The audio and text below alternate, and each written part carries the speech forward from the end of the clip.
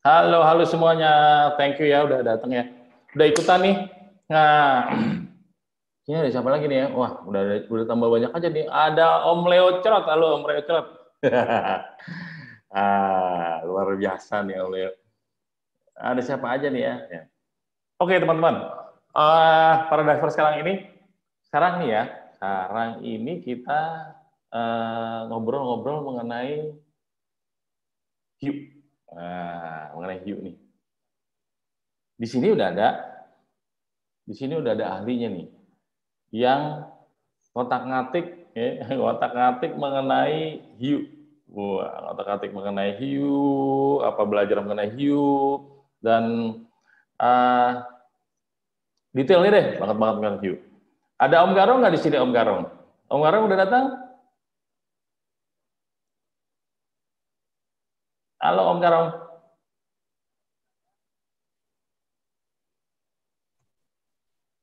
Sorry, barusan di mute sama host. Oh, kemute. Oh, thank you ya, udah bisa join Om Garang, udah bisa share, nyempatin waktunya untuk share tentang satu bahasan yang paling menarik nih tentang hiu. Nah, uh, di mana-mana kalau misalnya lagi mau diving nih, atau yang para pemula pasti, takut dong, takut dengan hiu gitu. Tapi sebetulnya sebetulnya nggak kayak gitu ya, Om Garang ya. Ya, ya. Betul ya, nggak kayak gitu ya. Nah, jadi semestinya dia friendly banget di si hiu-nya nih. Nah, uh, kalau mau tahu lebih detail mengenai hiu ini, nah ini hari ini kita.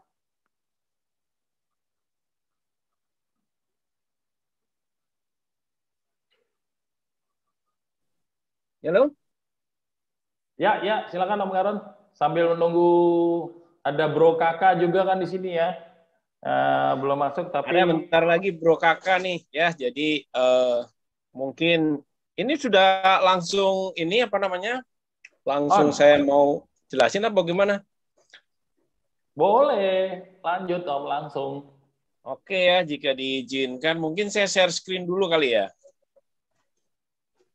Ya, go ahead Om. Oke, coba saya share screen saya. Oke.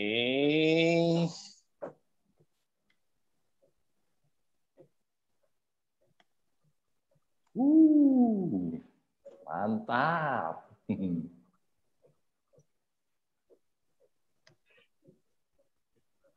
Sudah bisa kelihatan semuanya mungkin ya? Kelihatan Om, coba Ini dikitin. harus saya Yes, kecilin mantap. nih. Di sebelah Ya, mana mantap. nah ini nih. Nah, oke, terima kasih Om atas izinnya bersharing tentang hiu di sini ya. Uh, Perkenalkan semuanya, saya mungkin sudah dikenalkan ya sebelumnya ya sebagai Iya, seorang udah terkenal, udah terkenal. instruktur. Udah, ya saya mungkin izin mengenalkan diri saya juga. Jadi intinya saya sama Bro Michael ini sama-sama instruktur di sini, tapi saya juga ngambil specialty di mana specialty saya adalah Shark Conservation Diver Instructor. Jadi ada satu specialty baru nggak baru-baru amat sih, sejak tahun 2012 sebenarnya sudah ada. Nah itu kebetulan saya ambil, saya termasuk generasi pertama yang mendapatkan itu. Jadi kebetulan juga saya ngambil S2 di UI tentang Marine Science dan tesis saya tentang perilaku hiu di bawah air. Jadi ini yang mungkin saya ingin coba jelaskan rekan-rekan diver semua bahwa negara kita ini cukup terkenal ya untuk sebagai penangkap hiu sebenarnya. Terkenalnya sebagai penangkap hiu, Waduh, sayangnya. mantap. Tetapi ya itu tadi, sebenarnya potensi ekonomi kita itu nomor 4 atau nomor 5 di sini di dunia nih. Sekarang mungkin nomor 5 ya, karena kesalip sama negara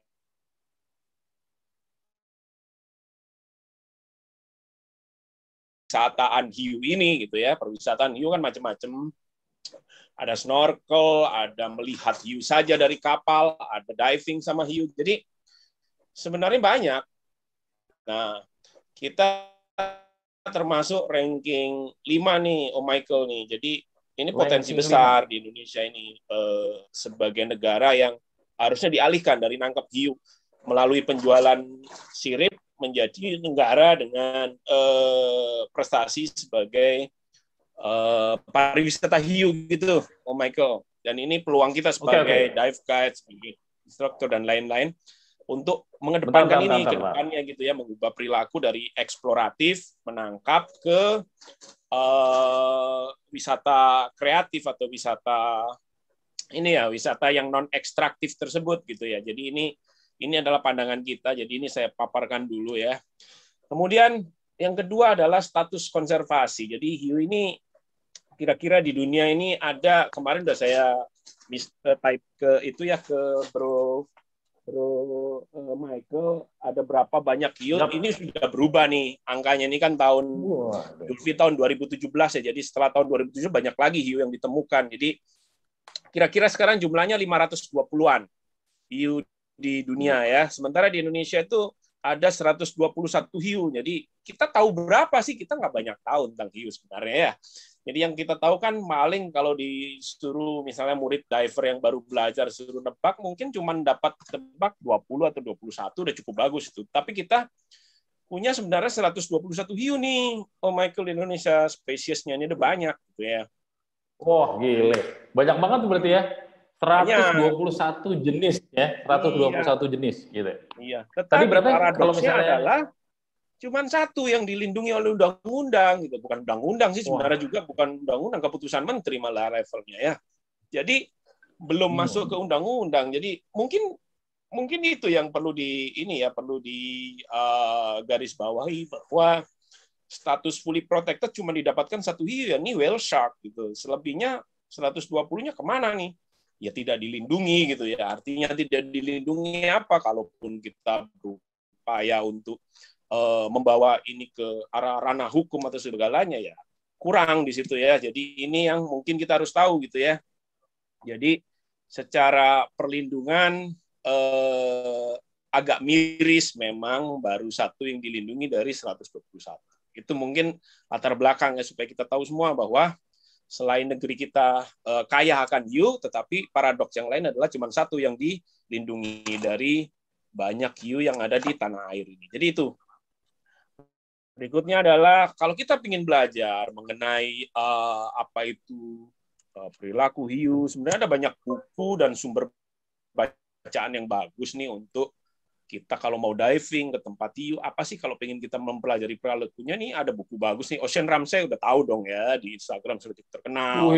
Diving sama white shark, great white, diving sama tiger shark. Dia juga bikin buku, jangan salah, dia juga memiliki ketertarikan untuk mengejawantahkan pengetahuan dia itu dalam bentuk buku. Jadi itu yang kita harus selalu camkan di sini ya, pengetahuan itu juga harus diwariskan, dan salah satunya adalah dalam bentuk buku ya. Jadi itu yang dibuat. Sementara buku-buku yang lain juga cukup bagus sih. Saya bisa sebutkan itu What Fish Know, itu buku yang bagus tuh. Jonathan Barcombe itu men-trigger kita untuk tahu bagaimana kita seandainya kita jadi ikan mas koki itu kayak apa sih sebenarnya, atau seandainya kita jadi ikan terus ketemu orang, apa sih perasaan, itu banyak dibahas di buku itu. Jadi lucu-lucu juga. Jadi memang dia bukan sains yang per ilmiah seperti itu, tapi dia mengejalankan sebagai ilmu populer lah gitu ya, ilmu yang populer. Jadi itu yang dibilang oleh Jonathan Barcombe. Tapi saya suka juga nih bukunya si Mark Charwadin nih ya. Mark Charwadin cerita tentang bagaimana sih cara kita diving sama hiu. Nah, itu ada Shark Watchers Handbook. Nah, ini cukup bagus nih bukunya. Mark Charwadin ini ada di toko buku, kalau mau, nggak tahu di Indonesia sekarang udah ada apa, tapi saya udah dapat nih. Jadi intinya sih sebelum kita memulai penyelaman hiu, kita harus tahu sebenarnya apa sih yang mau kita capai dari penyelaman. Apakah kita ingin tahu hiu, kita cuma ingin menyelam sama hiu, atau untuk pertama kalinya gitu ya, untuk pertama kalinya, pengalaman pertama. Jadi banyak tujuan-tujuan yang ingin kita dapatkan dengan penyelaman hiu, gitu ya. Jadi intinya itu yang mungkin saya bisa sharing mengenai background-nya dari ini. Nah, mengenai penelitian ilmiah perilaku hiu sebenarnya udah banyak sekali dari tahun 73 Johnson sudah dan Nelson itu sudah mulai meneliti hiu ya. Kemudian yang cukup terkenal juga adalah Bress, dia bikin paper yang khusus tentang behavior of shark. Kemudian ada juga Ritter meneliti tentang perilaku bagaimana sih kita menempatkan bagaimana sih penempatan tubuh dari bull shark ketika dia berenang seperti apa. Kemudian yang paling fenomenal adalah Aidan Martin ini banyak nulis mengenai sekitar 30-an parameter-parameter perilaku dari hiu yang bisa diukur secara ilmiah dalam relief-relief tersebut. Karena kalau kita ngomongin, kita ahli biologi kan kita ngomong meristik dan itu ya morfometrik ya. Jadi kita harus tahu seperti apa sih, secara meristik dan morfometrik ini mirip hiu. Nah, kemungkinan seperti itu, meskipun belum tentu juga, namanya juga pengamatan, karena kita tidak tahu isi hati yang membuat relief ini. Jadi, tapi kemungkinan besar sudah ada gambar-gambar di candi-candi kita yang menunjukkan bahwa hiu itu ada di laut dan mereka si pembuat relief ini mendapatkan cerita tentang pengalaman batin orang-orang yang pernah ketemu hiu saat itu. Jadi sebenarnya ya itu tadi sudah ada. Kemudian kunjungan ke Gua Selomangleng di Kediri, itu ternyata ada lambang buaya dan hiu di gua tersebut. Itu adalah lambang kota Surabaya. Ternyata setelah dirunut, itu ternyata berasal dari Kediri, dari ada Gua Selomangleng yang ada buaya dan hiu dalam satu gambar, dalam satu frame yang sama. Jadi asalnya ternyata dari sana, yang digunakan oleh pasukan Mojopahit dalam memberikan kode pada saat pasukan Kubilai Khan menyerbu ke Jayakatwang di Kediri gitu ya. Jadi mereka menggunakan simbol-simbol yang ada di Kediri sebagai simbol-simbol yang digunakan oleh Hayam Wuruk si Raden Wijaya ini untuk mengembush pasukannya Kubilai Khan ini. Jadi mereka memakai kode itu, kalau saya baca dari beberapa petikan di beberapa cerita mengenai perang antara Jayakatwang dan Raden Wijaya, itu ternyata mereka memberikan kode Surabaya tersebut gitu. Jadi ini yang sangat unik gitu ya. Dan kata Sura itu bukan kata Sersekerta, ternyata kata Sura itu adalah kata dari Tamil. Jadi yang orang Tamil itu nggak ada hubungan secara langsung sebenarnya dengan Indonesia. Hanya satu kali ketika mereka menyerbu pasukan Dharma Wangsa dari kerajaan Chola, itu ada kerajaan Tamil. Dari situ itu kemungkinan bahasa Sura itu diserap dari situ, sehingga hubungannya sangat jelas dengan Dharma Wangsa tadi yang keturunannya Airlangga tadi ya. Nah itu dia sudah cukup lama seperti itu, dan memang dijual ke negara lain atau ke tempat lain yang memang membutuhkan itu. Jadi itu kita harus tahu bahwa kita harus sadar bahwa tidak semudah itu memutus rantai perdagangan sirip hiu misalnya, karena sudah turun-temurun, bahkan ini menjadi budaya mungkin di beberapa tempat.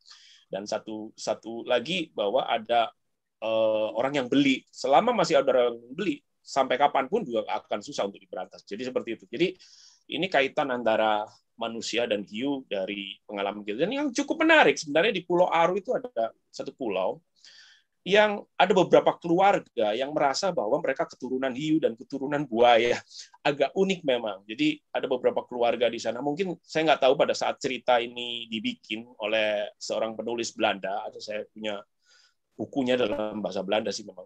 Di situ ditulis bahwa orang Aru, beberapa keluarga tersebut merasa dia sebagai keturunan dari hiu gitu. Jadi mereka masih melakukan ritual-ritual penghormatan hiu. Pada waktu itu tahun 1920-an ketika buku ini dibuat, 1886 sampai 1920 itu masih ada. Tetapi sekarang saya nggak tahu, makanya saya ingin seperti ini. Sehingga secara lengkap kita bisa mengetahui, kalau perilakunya seperti ini, seperti ya ini yang ditunjukkan, berarti dia sedang marah atau apa. Giant protrusion. Jadi hiu itu tidak memiliki tulang kan sebenarnya, dan bertulang lunak, kecuali mungkin rahang.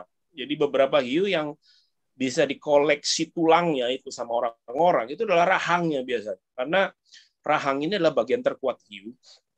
Nah, dia bisa rahang ini seperti ular piton, jadi dia bisa keluar dari kepalanya itu ke depan, namanya jaw protrusion gitu. Jadi dia bisa keluar, dan itu bisa ditunjukkan ketika kita bisa ketemu sama dia mengeluarkan rahang tersebut. Itu dalam arti dia menunjukkan ini wilayahku. Mungkin seperti itu ya, kita tidak tahu persis apa yang dia ingin tunjukkan, tetapi itu bisa kita lihat kalau kita sedang berada dalam situasi di mana dia menunjukkan sikap agresif atau agonistik tadi. Jadi ada banyak sekali contoh, misalnya yaitu tadi contoh punggung membusur, kemudian ekor menurun, jadi caudal fin menurun seperti itu. Jadi ada banyak sekali 30 elemen ini yang secara spesifik menggambarkan perilaku-perilaku hiu. Tetapi Martin ini tidak mendapatkan satu spesies hiu. Yang ini yang cukup disayangkan, dia mendapatkannya dari banyak spesies hiu yang disarikan oleh dia. Yang mungkin sebenarnya satu hiu mungkin cukup memiliki 12 elemen atau 12 parameter atau yang lain. Jadi tidak semua hiu memiliki elemen-elemen yang cukup lengkap yang ditunjukkan. Jadi seperti itu, kurang lebih. Jadi itu yang... Sorry Bro Garam, sorry. Yes. Ada beberapa teman yang coba lagi dicek ini share screen-nya nggak kelihatan. Boleh teman-teman di sini bisa, kalau yang share screen-nya udah kelihatan bisa info. Ada beberapa yang belum kelihatan, belum nongol nih share screen-nya. Atau coba saya stop dulu terus saya share lagi ya. Biasanya seperti itu ya. Coba ya, saya stop. Terus saya share lagi. Oh, ada beberapa yang tak melihat ya. Kalau Bro Michael lihat ya? Lihat. Kita keluar dari sini. Cuman tadi ada beberapa chat juga dibilang share screen-nya nggak keluar nih. Apakah? Nah, sekarang kalau di sini saya sekarang udah oke, no problem. Ini from yang lain. Oh, IG Story. Iya, kalau IG Story memang tidak kelihatan. Story ya, pasti enggak, pasti. Tapi kalau misalnya yang dari ikutan webinar pasti kelihatan. Kalau Zoom ya mohon maaf.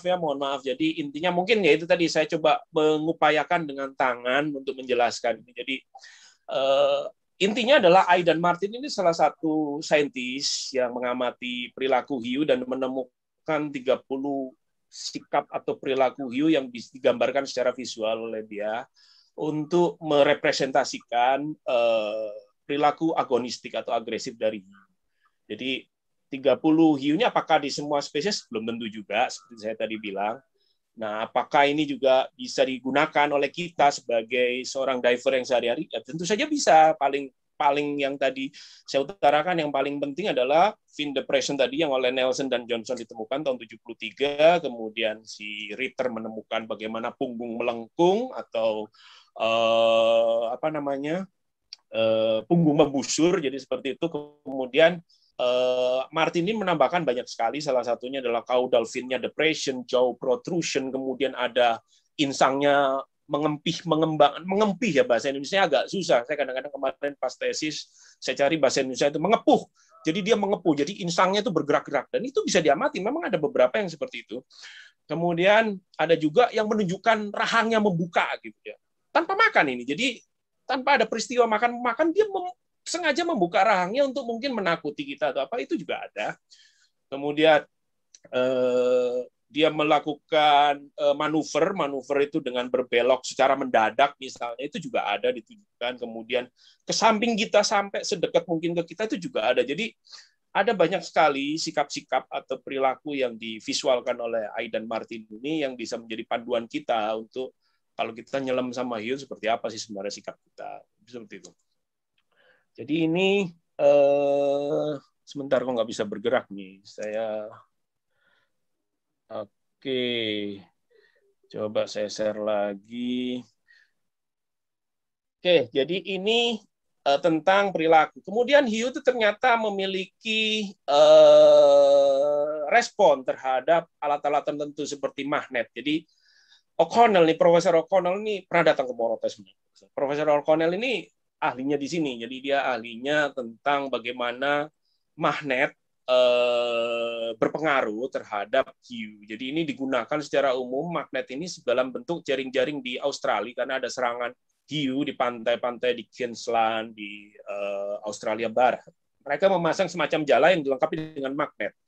Untuk apa? Adalah untuk supaya hiu ini tidak lewat. Jadi hasil penelitian memang ketika dipasang magnet, kemampuan hiu untuk menerobos jaring-jaring tadi itu menurun drastis karena dia mengalami semacam gangguan atau interferensi dari Lorenzini ampullae yang ada di bagian moncong dan bagian pipi dia atau di bagian bawah rahang dia. Jadi itu ternyata berpengaruh. Jadi semua hiu memiliki Lorenzini ampullae tentunya. Organ-organ elektromagnetik yang dimiliki oleh hiu yang ini ternyata berinteraksi atau mengalami interferensi dengan magnet. Jadi ini kita temukan juga di Morota juga pernah kita teliti itu dan mereka responnya cukup sesuai dengan apa yang digambarkan oleh peneliti-peneliti sebelumnya. Jadi ini yang terjadi bahwa ternyata mereka memiliki respon bahwa kalau kita bawa magnet atau apa ya mungkin saja itu bisa membuat kita menghindarkan kita dalam jarak yang cukup dekat tentunya. Kenapa? Karena kemampuan dia mengendus medan elektromagnetik itu menurut penelitian terdahulu Carl Mein yang paling banyak meneliti ini ya sejak tahun 1920 dia meneliti magnet, pengaruh magnet itu disebutkan bahwa mereka itu efeknya hanya sekitar setengah meter. Jadi kalau dari jauh sih enggak. Jadi kalau dari jauh kemungkinan besar enggak, tapi dia hanya bisa mengendus di sekitar setengah meter dari situ. Jadi ini mungkin berguna kalau hiunya begitu mendekat ke kita atau apa, mungkin saja berguna. Kita belum sampai ke arah sana penelitiannya, tetapi dari hasil penelitian kita ternyata ada korelasi antara magnet dengan hiu. Jadi seperti itu. Dengan penghindaran hiu. Bro Garong, sebentar. Bro Garong, sebentar. Barusan Bro Kakak masuk nih. Oh iya, mau disela dulu boleh? Mau Bro Kakak dulu? Oke. Boleh di ini dulu share screen-nya biar boleh dong, silakan. Nanti kita lanjut di sini ya teman-teman, kita lanjut di sini ya sebentar ya. Sebentar kita sapa dulu. Bro Kakak, halo. Halo. Halo Mas E. Aku tolong videonya dibuka dulu. Masih. Oh, nih, admin video dong, admin. Nah, admin video. Admin.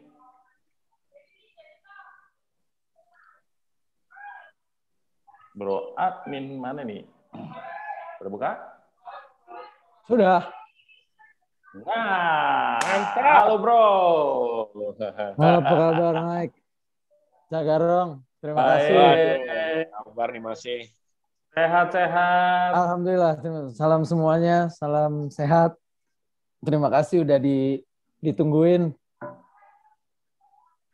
Jadi pertama kali Cak Garong ngajakin ngomongin tentang hiu, gue selalu antusias gitu.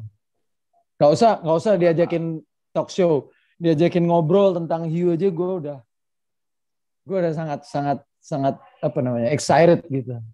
Apalagi diajak ngobrol tentang hiu dan yang udah sih kalau sama Cak Garong selalu dapat informasi baru tentang hiu gitu. Karena gue 10 tahun diving, hampir separohnya tuh udah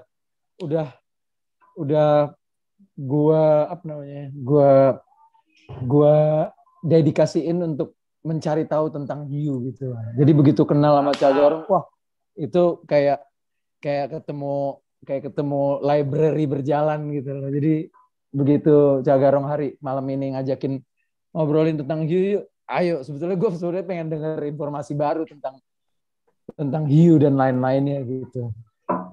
Gitu sih. Oke. Sekarang gue mau tanya dulu nih Bro Kakak. Nah, ya. Pada saat pertama kali lo diving gitu ya. Ya. Bagaimana tanggapan lo tentang pertama kali diving tentang hiu? Ya, justru gue itu pengen ngambil sertifikasi diving tuh gara-gara diving ditantangin diving di kolam hiunya SeaWorld Ancol. Awalnya justru gara-gara diajakin diving di Shark Tank-nya SeaWorld, abis itu gue harus bisa diving, gue harus license diving. Jadi memang hiu yang menarik gue untuk masuk ke dunia diving. Jadi gue ada kayak apa namanya ya? Dan begitu gue mencintai diving, gue ada merasa hutang budi sama sharks gitu. Gue harus do something with the sharks gitu. Apapun itu yang gue bisa, gue harus cari tahu tentang hiu, dan kalau bisa apa ya, memperkenalkan bahwa ke dunia awam, yaitu sebetulnya yang takut tuh bukan kita sama hiu, justru hiu yang takut sama kita sebetulnya ya, kalau in the wild itu sebetulnya. Iya, betul. Iya gitu. Itu harus aku sebarluaskan bahwa banyak persepsi salah tentang hiu gara-gara film sih sebetulnya. Gitu. Tuh, dengerin tuh, diver. Yang mesti takut hiunya sama kita. Karena betul. Kitanya yang paling galak tuh. Bandel lagi kita pakai mancing-mancing gitu ya. Betul. Nah, kalau misalnya, kalau yang pertama kan waktu itu ditantangnya di SeaWorld ya. Di SeaWorld. Iya. Kalau pertama kali ketemu di lautnya, Pertama kali ketemu di lautnya di Tepekong. Di Bali. Wah, Tepekong, mantap. Dengan susah payah waktu itu arusnya. Cuman ternyata ada pada saat itu informasi yang masuk ke otak gue adalah, lo kalau mau ketemu ikan hiu nggak mungkin gampang tempatnya. Udah pasti berarus. Dari situ gue juga akhirnya, oh berarti diving gue harus gue benerin nih kalau mau ngelihat hiu, karena kalau lo mau lihat hiu nggak mungkin di laut yang tenang, nggak mungkin lo biasanya ketemu hiu, itu rada-rada susah lah gitu. Jadi pada saat itu berarti diving gue harus gue benerin, buoyancy harus bener, baru gue, soalnya waktu di Tepekong itu susah payah gitu, maksudnya kena arus yang muter-muter gitu. Cuman di situ memang ngelihat banyak ada hiu lah gitu. Gitu. Okay. Di situ. Kak, udah pernah lihat schooling hammerhead belum? Schoolingnya belum, tapi ngelihat hammerhead di Banda pernah. 2 ekor. Nah, 2 ekor ya? Iya. Kita ke Somlaki lihat yang schooling hammerhead. Wah, dahsyat banget gitu. Iya, dan filmnya nggak susah-susah, tapi wah, rombongannya benar-benar puluhan. Iya. Nanti Om Garo kasih videonya. Berarti mesti ikut tripnya Odi Dive dong nih. Asik. Oke, ya. Om Garo silakan. Ada yang mau di-share? Iya. Jadi apa namanya? Jadi aku tuh sebetulnya rada sedikit obses gitu sama sharks gitu, karena aku pikir laut nggak akan seindah dan nggak akan semisterius seperti laut yang kita kenal tanpa ada isinya yang lengkap, salah satunya ikan hiu itu, dan hiu dan dengan bermacam spesies gitu. Karena aku pikir kenapa orang selalu memandang laut itu misterius, indah sekaligus menyeramkan, itu sebetulnya karena isinya juga, dan karena memang laut belum tereksplorasi dengan benar sampai saat ini, masih nggak nyampe berapa persen tuh, Cak, laut tuh dibanding planet. Mungkin kita lebih banyak eksplorasi di luar angkasa dibanding di laut gitu loh. Tapi salah satu keunikan laut adalah isinya, yaitu salah satunya hiu sih. Jadi gue gue selalu beranggapan bahwa laut yang sehat adalah laut yang masih banyak dihuni oleh sharks gitu. Dan laut yang sehat itu adalah laut yang paling enak kita selami. Jadi sebagai diver, kita wajib untuk apa namanya? Untuk untuk ngejaga bahwa gimana caranya nih laut ikan ini tetap tetap banyak gitu loh. Itu sih aku sih cita-citanya jangan sampai spesies hiu tuh makin berkurang gitu. Oke, wah Ya. mantap. Oke, nih ada dari teman-teman di Komodo nih udah bilang nih, kalau ke Komodo sama hiu di saudara, wah Kak, lo kalau ke Komodo, nih teman-teman yang dive pro di Komodo nih pada, oke, nih tempat kita hiunya ada di A, B, C, D, udah banyak nih, di chattingan banyak banget nih. Iya, percaya percaya. Komodo di Komodo Bro aku Karno, sering Ya, Cak, ayo dong Cak. gimana Ya. gimana, Mas go Michael? ahead, go ahead. Bro Karno, Ya, ada ya. mau di share bareng sama kakak apa? Ya, Go sangat ahead. betul sekali kalau dibilang bahwa laut kita ini kayak hiu ya. Kita kan ranking 1 penangkap hiu terbanyak di dunia. Artinya ya emang paling banyak. Kenapa paling banyak ditangkap? Ya berarti jumlahnya juga sangat banyak gitu ya. Sayangnya yaitu tadi kita kan bekerjaan dengan waktu nih antara seberapa cepat dia habis dengan seberapa cepat kita bisa melihat hiu langsung di laut. Jadi itu yang message terpentingnya gitu ya, Mas ya. Ya, Jadi betul. jangan sampai kita udah cinta hiu, pengen nyelam, udah nggak ada lagi hiunya. Jadi kayak gitu. Jadi problem terbesar kita kan di situ. Jadi memang tapi ya tentu saja ini nggak bisa kita sendiri nyelesainnya, nggak bisa pemerintah sendiri juga, nggak bisa nelayan sendiri juga karena ini kompleks, ini jaringannya global gitu ya. Satu jaringannya global, yang kedua juga hiunya ini dari sekian banyak Indonesia punya 121 hanya 12 yang endemik. Sisanya yang nggak endemik, artinya dia bisa kemana-mana juga gitu. Dia bisa pelagis, bisa ke Singapura jalan-jalan mungkin, bisa ke Australia. Jadi ya konservasi itu kelemahannya kan di situ. Konservasi masih per wilayah, per negara. Jadi konservasi antar negara itu juga masih jarang. Artinya itu yang mungkin tantangan besar buat kita semua bahwa nggak sesederhana itu juga buat mengakhiri praktek-praktek penangkapan atau shark finning tersebut.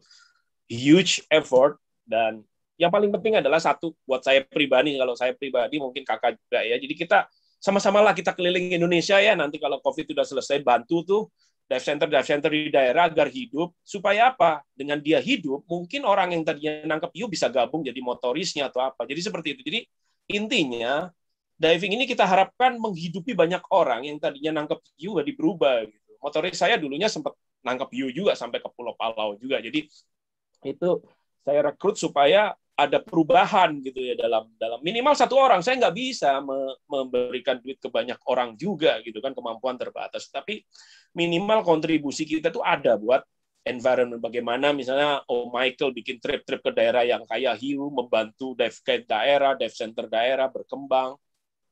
Itu suatu effort yang nantinya ujung-ujungnya akan secara transisional mengubah perilaku masyarakat nangkap hiu jadi mengutamakan hiu untuk pariwisata seperti di awal presentasi tadi saya gitu tentang potensi kita yang sangat besar tentang pariwisata hiu gitu ya Mas ya.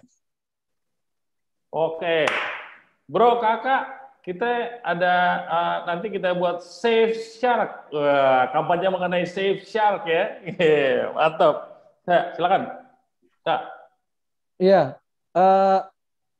Ya pokoknya aku sih lebih apa ya namanya? Kalau aku mungkin apa knowledge-ku nggak seilmiah Cak Garong, cuman aku lebih mensosialisasikan ke orang-orang awam sih ya. Maksudnya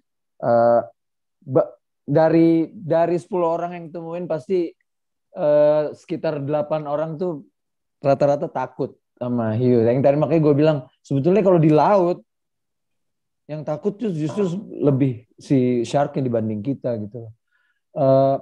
Aku lebih kalau diver mungkin lebih takut sama triggerfish daripada sharks gitu kan, karena triggerfish kalau lagi ngeremin telurnya dia lebih lebih agresif dibanding Beneran gigit gitu ya. Hiu. Beneran gigit. Iya, dia benar gigit. Dan gigitnya nggak milih-milih, nggak di apa aja ya dia sikat karena giginya lebih dia tembus ke plastik, ke segala macam. Jadi itu yang lebih menakutkan. Kalau jadi aku lebih apa ya, pengennya sih ke generasi baru nih, ke adik-adik dan ke anak-anak gitu. Untuk apa ya, untuk curious tentang hiu gitu.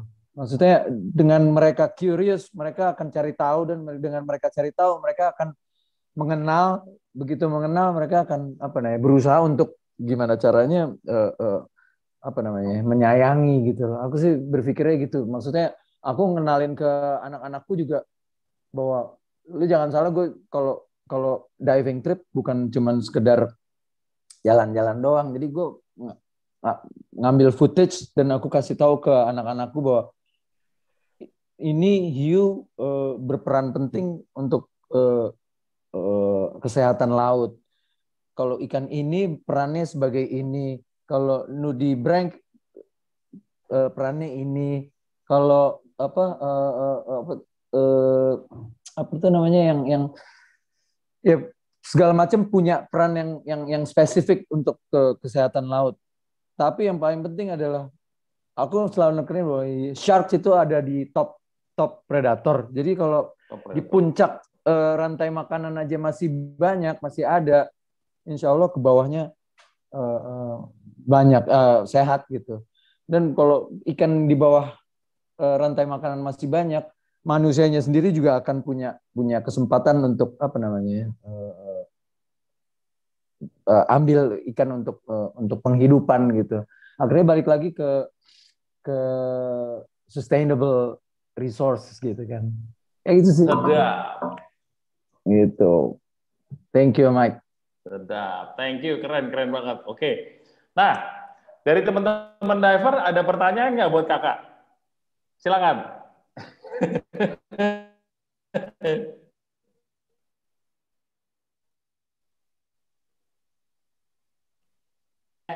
Share hand,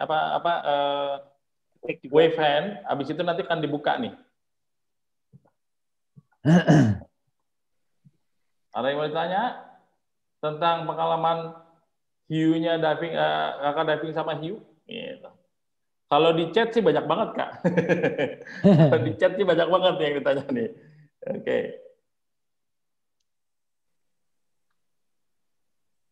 Oke.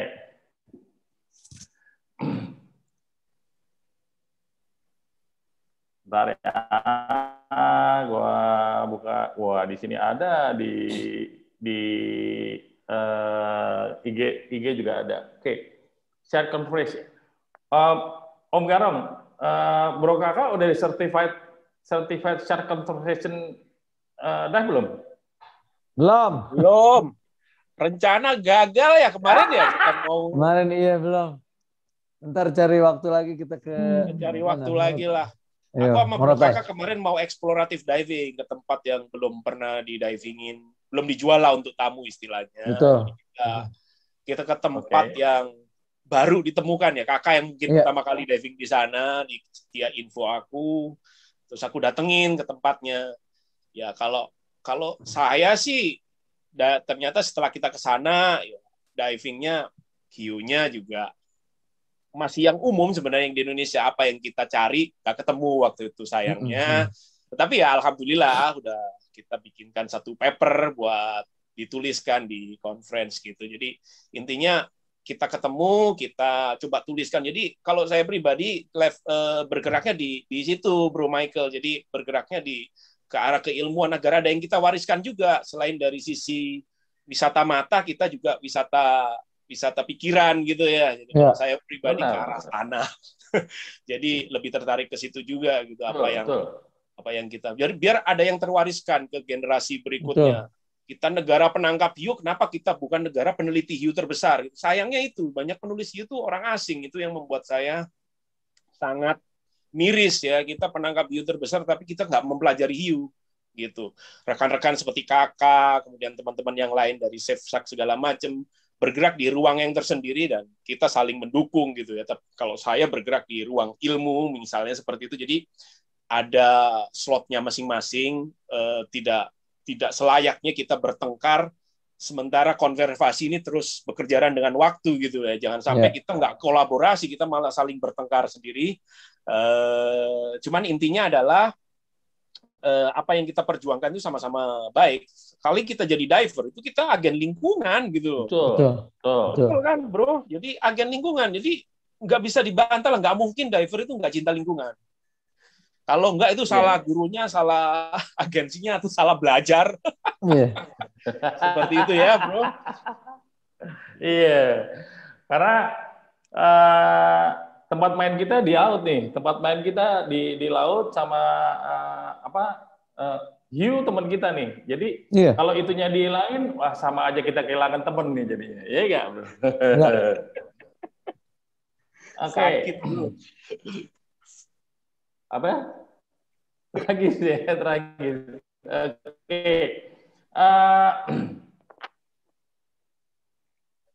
Bro, kakak, lu di diving yang ketemu hiu waktu itu di mana aja? Jadi gue tuh 5 tahun lebih terakhir tuh udah kalau ada diving trip gue selalu pesen, maksudnya kalau datang ke satu tempat gitu gue selalu pesen tempat yang ada shark-nya, lo tunjukin gue, kita turun di situ. Tapi biasanya pasti memang berarus dan bukan easy dive gitu. Tapi gue pikir kalau buat aku tuh worth it gitu, maksudnya apa namanya ya? Kadang-kadang gini, boatman atau captain gitu suka nggak kasih informasi tentang tempat di mana ada hiu karena di situ sebetulnya banyak ikan, dia tempat mancing. Karena biasanya tempat huntingnya hiu itu biasanya tempat mancingnya nelayan atau kru kapal lah. Jadi kadang-kadang mereka suka nggak kasih tahu. Tapi kalau gue terakhir diving tuh selalu, kalau misalnya lo kasih tahu deh, lo tempat lo mancing yang ikannya gede-gede di mana, saya mau turunnya di situ. Nah, biasanya rata-rata hampir 70% biasanya ketemu. Jadi gue memang mesen tempat yang ada hiunya, saya turun di situ. Kadang-kadang suka nggak dikasih karena memang susah gitu harusnya.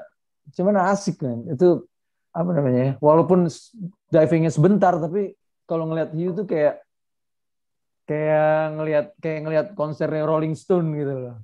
Atau kayak spesial gitu loh. Nggak apa-apa, gue diving cuma 10-12 menit. It's okay, man. Tapi hammerhead gede banget gitu, itu worth it buat gue sih. Oke, Kak, satu. Dari, kalau Om Garong udah bilang nih, di Indonesia ada 121 jenis. Ya. Yang lo kenal ada berapa biji? Aku udah pernah lihat.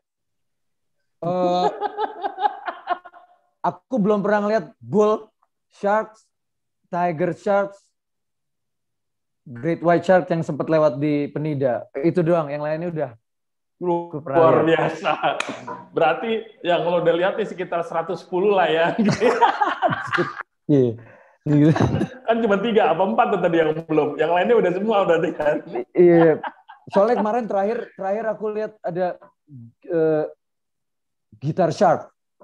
Itu juga itu juga istimewa karena kalau itu udah jarang tuh, Cak ya. Ya, jarang banget. Guitar shark itu sebenarnya pari, Masih. Jadi tapi dia termasuk salah satu elasmobranch pertama di Indonesia yang masuk dalam daftar dilindungi.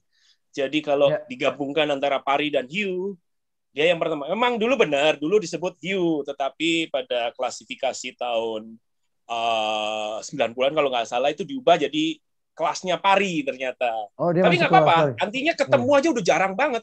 Iya, itu dia makanya. Jarang, Mbak. Itu hal yang spesial. Kalau ketemu, aku rela deh bayar berapa juga ketemu itu. Gitu ya, Mas ya? Itu sangat jarang. Iya. Betul. I see. Iya. Nah, Tapi hampir semua tempat yang aku datengin dan aku minta melihat shark tuh emang seluruh Indonesia hampir semua punya apa namanya, ada shark gitu maksudnya. Kalau bagian di Sabang sana tuh aku lihat white tip. Ada beberapa tempat di Sulawesi black tip kayak gitu-gitu deh. Tapi hampir semua rata-rata yang di Indonesia banyak yang ketemu tuh ya white tip sama black tip lah. Tuh, jadi memang rata-rata sih masih cukup baik, kecuali mungkin Kepulauan Seribu saya ketemu sharknya cuma whale shark aja gitu ya. Jadi belum bertemu whale shark shark yang ada loh lain di nih di Pulau Kepulauan Seribu nih. Oh, Michael kan punya di Kepulauan Seribu tuh. Gimana caranya nemuin shark di situ? Iya, iya. Nah, tadi saya Eh, pengen ngomong eh, ini, Om. ya, silakan. Tadi Mas Kakak bilang mengenai kenapa sih begitu kita nyelam di tempat hiu selalu berarus. Sebenarnya ya karena itu tempat dia memakan mangsanya. Kalau dalam istilah perilaku makan memakan, hiu ini kan sebenarnya tidak lebih kencang loh dibanding ikan-ikan yang jadi buruannya. Jadi ternyata berlawanan dengan pendapat orang-orang bahwa dia harus lebih cepat daripada ikan yang ditangkapnya, enggak ternyata. Jadi ternyata banyak ikan yang menjadi mangsa dia itu secara speed, kecepatan itu lebih cepat dari hiu. Terus kenapa kok tetap nyari di tempat yang berarus ya? Karena kalau ikan berenang di tempat berarus kan kelelahan. Ceritanya sih seperti itu relasi hipotesanya. Jadi kemungkinan besar dia di situ menunggu ikan-ikan yang kelelahan melawan arus, baru dia tangkap dengan lebih mudah. Karena kalau dalam kondisi yang sama-sama fit, kemungkinan besar dia akan susah mencari makan. Jadi seperti itu. Kurang lebih mungkin saya tambahan. Jadi ya siap-siap saja memang seperti Komodo. Bahkan di Morota juga tempatnya berarus gitu. Jadi artinya tempat-tempat hiu ini adalah tempat-tempat yang dimana banyak sekali ikan yang buruan dia itu mengalami kelelahan sehingga menjadi mangsa dia. Dan itu juga dia kenapa di malam hari lebih banyak, karena kemampuan dia kan tidak terdeteriorasi oleh malam dan siang. Jadi dia mengandalkan bau, dia mengandalkan elektromagnetik sensorinya, sehingga pada waktu malam di mana beberapa ikan ini nggak bisa melihat pada saat malam, makanya tidur. Beberapa ikan tidur, beberapa ikan juga penglihatan juga tidak sebagus pada saat siang hari. Nah itu menjadi mangsanya hiu pada saat malam hari. Jadi itu yang menjelaskan kenapa sih mereka lebih aktif di malam hari seperti itu. Jadi salah satu hipotesanya seperti itu. Memang harus tetap selalu ilmu itu harus selalu diragukan dan selalu dipertanyakan sehingga menjadi ilmu yang komplit. Jadi seperti itu. Monggo, masih.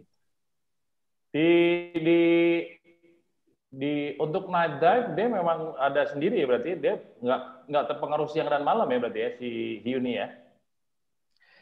Ya, jadi hiu ini yang terutama untuk hiu-hiu yang, jadi mungkin perlu diketahui juga ada hiu yang membuat mekanisme tertentu untuk bernapas atau mengambil oksigen. Semua hewan besar atau hewan, kita menyebutnya hewan tinggi ya kalau dalam biologi ya, itu menggunakan oksigen kan untuk bermetabolisme.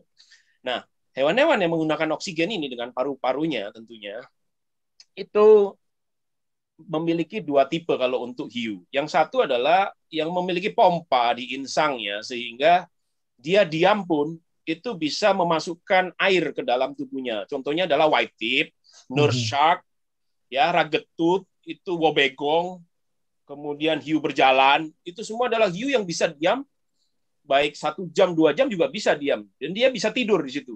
Dia bisa tidur sambil diam. Tetapi ada banyak hiu yang tidak memiliki mekanik di insang yang mampu membuat air masuk. Contohnya adalah black tip, ya, black tip termasuk salah satunya, kemudian great white, kemudian ada hammerhead. Akan sulit menemui mereka dalam keadaan diam kecuali kawin. Kecuali kawin itu bisa diam dia. Dia mengalami peristiwa yang dinamakan dengan tonic immobility, dia bisa diam. Tetapi di luar itu, dia selalu bergerak, tidur pun sambil bergerak hiu itu. Jadi itu yang agak unik di jenis hiu yang tidak memiliki mekanisme pemompaan air ke dalam insang dan paru-parunya, dia akan selalu bergerak. Nah, ini yang sering kita jumpai pada saat malam hari. Tapi kalau hiu yang di ceruk-ceruk atau di lubang-lubang semacam bobegong, walking shark atau nurse shark atau white tip, itu dia bisa tidur. Dia bisa tidur, dia bisa diem. Nah, jadi itu yang ya hiu black tip juga bisa tidur, tapi tidurnya sambil jalan. Jadi seperti sambil berenang lah ya, sambil berenang. Jadi seperti itu. Jadi itu yang perlu kita ketahui. Dan mereka bisa beradaptasi itu karena ya sudah sekian juta tahun. Karena hiu ini tua, hiu ini segenerasi lah sama krokodil. Makanya dia cocok sekali jadi lambang Persebaya tuh ya. Sama-sama tua ya. Hidup Persebaya. Bro Garong. Kalau misalnya sekarang banyak diomongin di sosial media ini atau nggak beberapa yang pernah gue baca, megalodon itu masih ada nggak sih? Jadi kalau kita secara ilmiah itu kita nggak bisa langsung membantah itu tanpa bukti juga. Cuman dari kajian-kajian atau dari penelitian-penelitian yang dilakukan belum pernah ada bukti secara meyakinkan atau sahih yang membuktikan bahwa dia ada ataupun dia tidak ada, gitu ya. Tidak ada bukti yang sahih sampai sekarang. Artinya itu tetap menjadi pertanyaan dalam diskursus ilmiah itu nggak boleh disimpulkan sebelum ada bukti, gitu ya. Nah, tetapi kalau kita ngomongin masalah makanan segala macam ya kita lihat saja. Jadi kita bisa melihat itu dalam bentuk bekas-bekas makanan dia ada apa enggak. Kemudian ikan sebesar itu yang jadi makanan dia masih banyak apa enggak. Nah, kalau dari hipotesa seperti ini kemungkinan besar memang sudah nggak ada, gitu ya. Tetapi apakah bisa membuktikan? Jadi kalau dalam sisi kriminologi yang meragukan yang harus membuktikannya, bukan orang yang memaparkan presentasi ilmiahnya yang harus membuktikan, yang bertanya yang harus membuktikan. Kalau dia ingin menggugurkan teori sebelumnya kan gitu kalau ilmu. Jadi ya belum ada bukti. Kalau saya bilang saya tidak bisa menyimpulkan dia ada apa enggak, karena saya juga belum menemukan bukti untuk menyatakan bahwa dia punah. Tetapi hipotesanya dia sudah nggak ada, gitu, sudah sulit dijumpai sekarang ini, gitu ya. Dahsyat juga ya kalau tiba-tiba diving yang nongolnya megalodon. Tapi kerabat terdekat dia kan sudah ada di Indonesia. Bro, Om Michael, kerabat terdekat dia kan sudah ada di Indonesia. Kerabat terdekat dia kan si Great White kan ada di Indonesia. Dan sebelum foto-foto diver 2 tahun lalu ada foto Great White di Bali, sudah tertangkap nelayan beberapa kali di Indonesia, Great White Shark ini. Jadi Great White ada di Indonesia.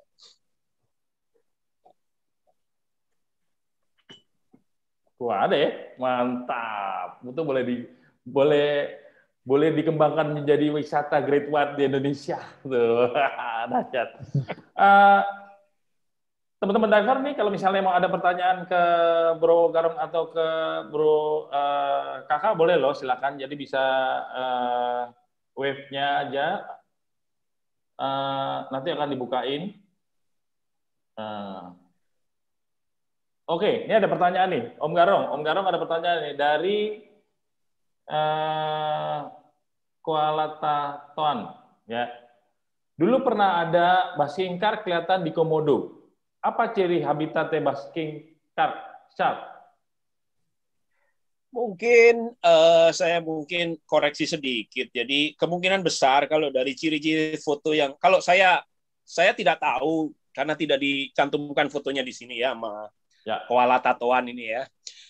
Tapi kalau saya membaca yang pernah viral itu kemungkinan megamouth, jadi bukan basking shark. Mereka mirip, mereka adalah sama-sama plankton feeder sebutannya. Meskipun sebenarnya nggak makan plankton, makan ikan kecil juga iya.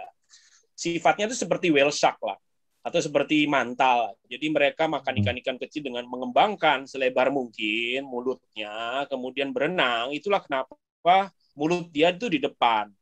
Beda dengan hiu-hiu hiu-hiu karnivor yang mulutnya ada di bawah. Mereka membuat evolusi seperti itu ada maksudnya. Jadi si megamouth itu memang terbukti kemungkinan besar memang ada di Komodo. Jadi sebenarnya gini, Indonesia itu hampir ada semua sebenarnya yang bahkan kita ragukan itu mungkin ada sebenarnya. Tetapi kita harus tahu sebelum diving bahwa biologi atau habitat yang kita tempat diving itu cocok untuk hidup mereka. Misalnya kalau kita pengen great white, satu, kita harus tahu bahwa saat itu sudah cukup dingin. Great white ini tidak memiliki ketahanan sepanjang dari data ilmiah yang saya baca, dia tidak tahan di temperatur lebih tinggi dari 21 derajat. Jadi kalau misalnya diver-diver sekalian nih pengen ketemu great white di Bali, cari bulan-bulan ini nih. Bulan-bulan ini kan temperatur turun nih. Cari temperatur 17, 16, 14. Besar kemungkinan bisa ketemu itu. Tapi cari juga ikannya lagi banyak. Artinya great white ini kan makan ikan yang besar. Jadi kita harus tahu pada saat itu ikan besar lagi banyak. Terus temperatur sangat dingin. Kalau mau ketemu itu charge-nya besar gitu. Jadi itu yang kemungkinan besar kita bisa dalamnya aja hal-hal kayak gini, habitat segala macam, kadang-kadang kita harus belajar sebagai diver. Kalau lagi plankton banyak nih dari atas itu butek, itu biasanya kan plankton banyak. Plankton banyak, ikan biasanya banyak. Nah, kemarin kalau saya amati gambar great white yang ada di Bali itu kan agak burem tuh. Bisa jadi itu karena planktonnya lagi banyak dan ikannya lagi banyak, dia naik ke atas mencari mangsa. Mungkin itu. Dan temperaturnya sangat dingin. Saya tanya yang ketemu, saksi mata yang ketemu, dibilang memang temperatur cukup dingin pada saat itu. Jadi ini mengkonfirmasi, memvalidasi apa yang sebelumnya dihipotesakan atau diteorikan nama penulis-penulisnya bahwa butuh situasi tertentu di mana kita bisa ketemu sama hewan-hewan tersebut. Jadi bisa sebenarnya, bisa banget kalau kita tahu kaya datanya, kita bisa nyari sebenarnya. Cuman ya sebagai diver tentunya ya masih ya kita nggak boleh berharap banyak ya. Iyalah. Yang di atas yang ngatur nggak boleh janji-janji. Nggak ada ilmu pasti untuk apa kalau kita main di alam ya. Oke.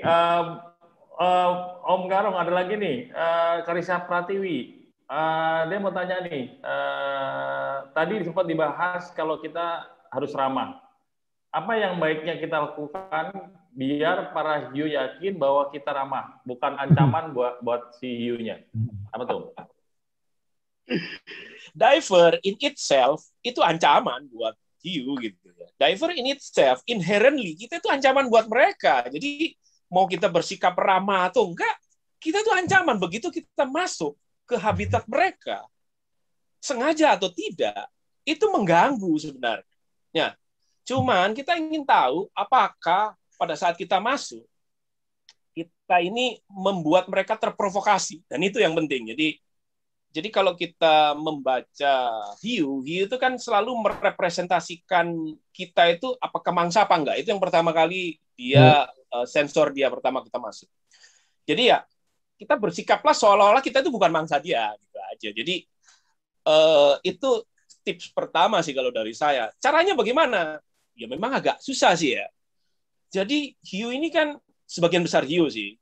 Saya tidak bisa bilang satu spesies tertentu atau beberapa spesies, tapi sebagian besar hiu memiliki pendengaran yang sangat canggih sehingga dia bisa mendengar range antara 4 Hz hingga 10 Hz. Suara-suara antara 4 Hz dan 10 Hz ini men-trigger dia untuk mendekat biasanya. Kalau kita deg-degannya sangat deg-degan, itu sudah mendekati 4 Hz gitu. Jadi saran saya begitu masuk jangan deg-degan gitu, malah membuat mereka terpancing. Karena ya itu mereka bisa, ya namanya hewan kan memiliki indera yang mungkin kita nggak bisa. Jadi dari hasil penelitian itu antara 4 Hz sampai 10 Hz itu mereka merepresentasikan suara-suara di situ sebagai suara ikan menggelepar. Ikan menggelepar itulah kenapa teknik-teknik memanggil hiu itu memanfaatkan range suara di situ. Kemarin contoh misalnya dengan menggunakan botol yang pertama kali mungkin dipopulerkan oleh Paul Batuna dan orang-orang di Manado ya. Terus terang mereka yang mempopulerkan itu, yang memanggil dengan botol aqua yang diremes-remes atau apa. Dan ternyata setelah kita ukur itu range-nya daerah itu. Memang benar gitu. Jadi apa yang dilakukan itu meskipun tanpa belajar dari paper ilmiah atau apa, mereka melakukan sesuatu yang benar. Jadi tacit knowledge mereka itu sudah tinggi gitu. Jadi apa yang direpresentasikan oleh teman-teman guide ini juga merepresentasikan itu. Jadi memanggil hiu ya seperti itu gitu. Dalam arti memanggil ya sebenarnya mereka nggak terpanggil juga. Mereka itu cari suara-suara ikan menggelepar yang mirip-mirip dengan suara aqua yang diremes-remes tadi gitu ya. Itu. Tapi kalau ngeremes temennya karena takut ya nggak datang mereka gitu ya. Biasanya kan gitu, yang penakut temennya diremes itu lengannya kan, sampai sakit sekali kita guide biasanya kayak gitu. Tapi gue pernah lihat ya, bro. Gue pernah lihat di TV ini salah satu acara tentang hiu. Itu emang dia dipanggil dengan frekuensi rendah kali ya, yang ada speakernya gitu ditaruh di bawah gitu, di apa kayak bunyi guru gitu. Wah, makin lama makin banyak tuh ngumpulnya. Benar nggak tuh? Ya betul. Jadi semua hewan laut itu sensitif sama suara ya, hampir semua sih sebenarnya. Maka ada penelitian di masa COVID ini, kenapa sih hewan-hewan laut jadi banyak di masa COVID ini? Ternyata mereka itu menangkap polusi kapal, polusi suara kapal. Jadi ada satu penelitian nih di Brasil. Jadi karena COVID, jadi pelabuhan itu sepi atau tempat wisatanya sepi, sehingga kapal lalu lalang itu nggak ada. Ternyata saya baca di paper tersebut ikannya banyak sekali. Jadi mereka hubungkan dengan itu. Jadi pengen diteliti sama dia pada masa COVID ini, dipancing dengan suara gemuruh di bawah, dipancing, ikannya pergi lagi. Jadi peneliti selalu bergerak pada kenyataan-kenyataan yang unik seperti ini untuk membuktikan bahwa ini apa sih yang membuat mereka ini. Ternyata ya seperti itu. Jadi mereka sensitif sama suara, bener. Jadi kalau dibilang sama Om Michael itu memancing mereka datang atau membuat rasa ingin tahunya besar, ya itu benar. Nah. Oke, ada pertanyaan lagi dari IG nih. Di IG, jadi image apa yang bisa diinformasikan ke masyarakat soal hiu? Satu sisi hewan berbahaya, tapi satu sisi sangat seru ketemu hiu. Ada tipsnya ketemu hiu? Nah, aja dari Bingkai Senja. Masih monggo. Tips.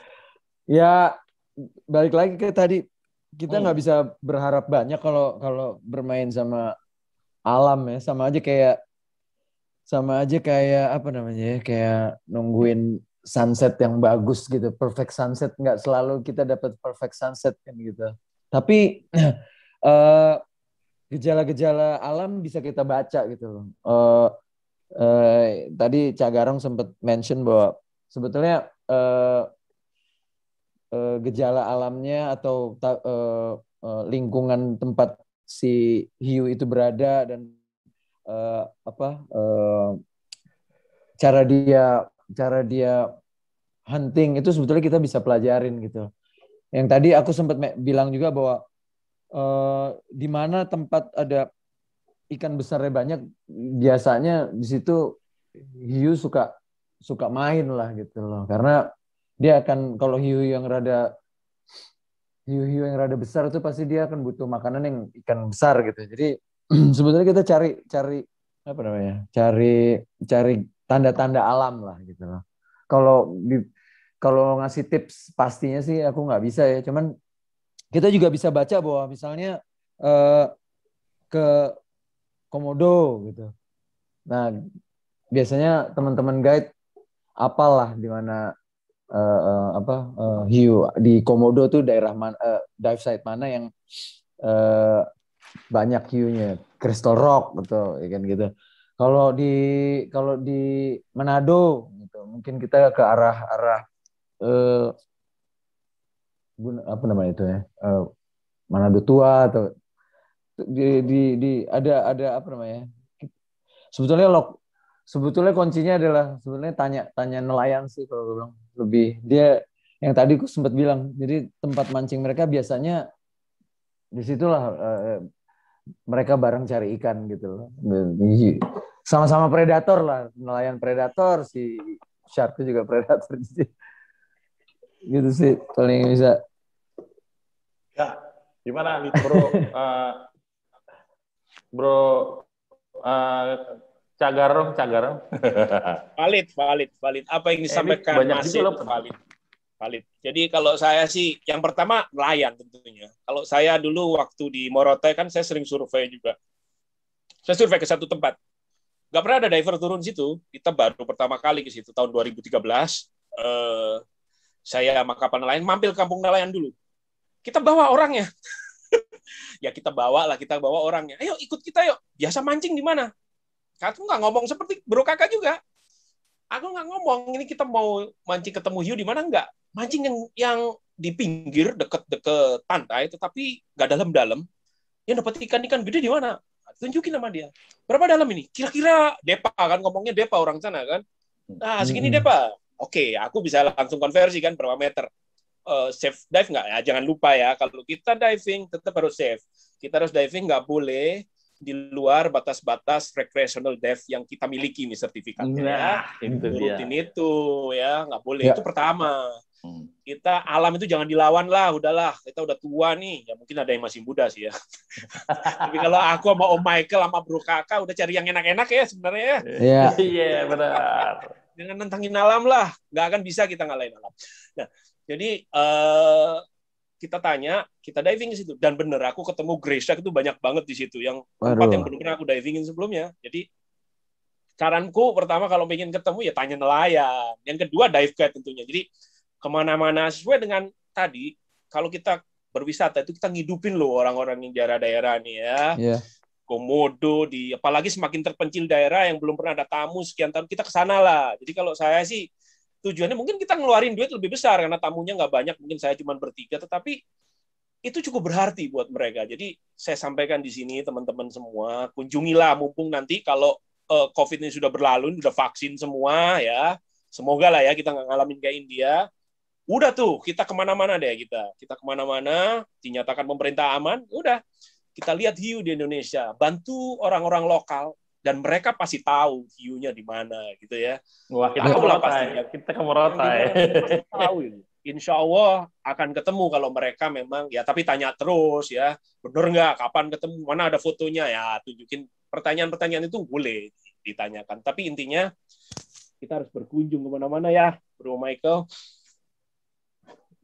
Oke, di Morotai yang di tempat lu ini jenis apa aja yang paling banyak? Jadi dulu pada saat awal itu sebenarnya gray shark yang banyak ya. Saya melihat ada shifting ya. Jadi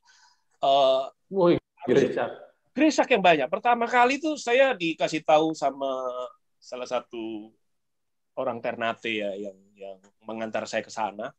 Jadi di tempat tersebut, bukan tempat yang sekarang, salah satunya adalah gray shark yang banyak. Kemudian berjalan dengan waktu, gray shark ini pergi. Saya nggak tahu gray shark pergi kenapa. Jadi, tetapi dominasi diambil oleh black tip berikutnya. Ternyata saya baca dari paper bahwa hiu reef shark itu sangat teritorial, artinya wilayahnya ini wilayahku. Ketika mereka bersekutu nih antar spesies yang sama, spesies yang lain diserang. Biasanya seperti itu. Jadi itu yang menunjukkan bahwa karena sangat teritorial, mereka tuh membagi wilayah itu bukan dari area, tetapi dari kedalaman. Jadi setelah berkembang seperti itu, kita cari gray shark, caranya ya diving lebih dalam. Ternyata di 35 meter mereka masih ada. 35 meter, 40 meter mereka masih ada. Tetapi di wilayah yang dangkal udah dikuasai satu spesies. Jadi membagi area ternyata kayak gitu. Jadi entah kenapa, yang itu yang mesti diteliti sebenarnya. Jadi tetap masih ada sebenarnya, tapi kita harus lebih dalam lagi mau ketemu gray shark. Jadi kayak gitu, Om Michael. Oh, jadi dia main geng-gengan juga ya, geng area nih gitu. Tadinya gray shark, abis itu wah, yang si black tip-nya kayak gue lebih berkuasa di sini nih. Wah, diserang gray shark karena turun ke dalam gitu ya, kira-kira. Luar biasa juga tuh. Bro Garong, boleh dilanjutin tadi yang di slide? Oke, sedikit lagi ya mungkin ya. Saya lanjutin ya, nanti boleh nanya juga kok. Oke. Jadi saya tadi berhenti di magnet ya. Itulah kenapa magnet dipakai sebagai salah satu di Australia sebagai media untuk dalam tanda petik mengusir hiu. Karena ternyata magnet ini cukup efektif untuk membuat semacam interferensi terhadap sensori elektromagnetik yang ada di pipi, dagu, atau di hidung mereka, gitu ya, moncong mereka. Jadi ini yang digunakan Profesor Connell banyak meneliti di sini. Salah satunya Profesor Connell bikin hiunya ditutup matanya. Ini hiu, di gambar ini bisa kelihatan, hiunya itu ditutup matanya. Hiunya hidup, jangan khawatir, hiunya hidup. Hiunya tetap hidup dan tetap pulih seperti semula, karena ini diamati. Hiunya diamati kesehatannya setelah penelitian sekian lama dan sehat, tetap sehat. Jadi nggak ada masalah. Tapi dia mati, ditutup, matanya ditutup. Dan hiu bisa menghindari magnet loh. Artinya, tanpa mata pun, dia bisa tahu bahwa ada medan magnet di sini. Dan dia tidak suka medan magnet. Jadi, itu yang menunjukkan bahwa hiu ini sensitif sama magnet. Dan itu mungkin bisa dipakai oleh teman-teman diver. Kalau yang takut nih sama hiu, ya mungkin saja bisa ya.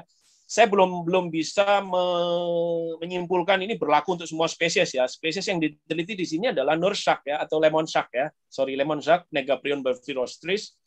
Apakah ini berlaku untuk spesies yang lain ya belum tahu gitu kan. Jadi tapi ada kemungkinan iya, karena ada beberapa spesies yang takut magnet. Salah satunya bahkan great white. Great white takut magnet. Jadi kayak gitu. Great white ada sekitar 8 spesies yang sudah diteliti dan semua menghindari magnet gitu ya. Kecenderungannya ya, kecenderungan seperti itu. Kemudian kalau saya ini sebentar kok nggak mau bergerak nih. Kemudian saya lanjut.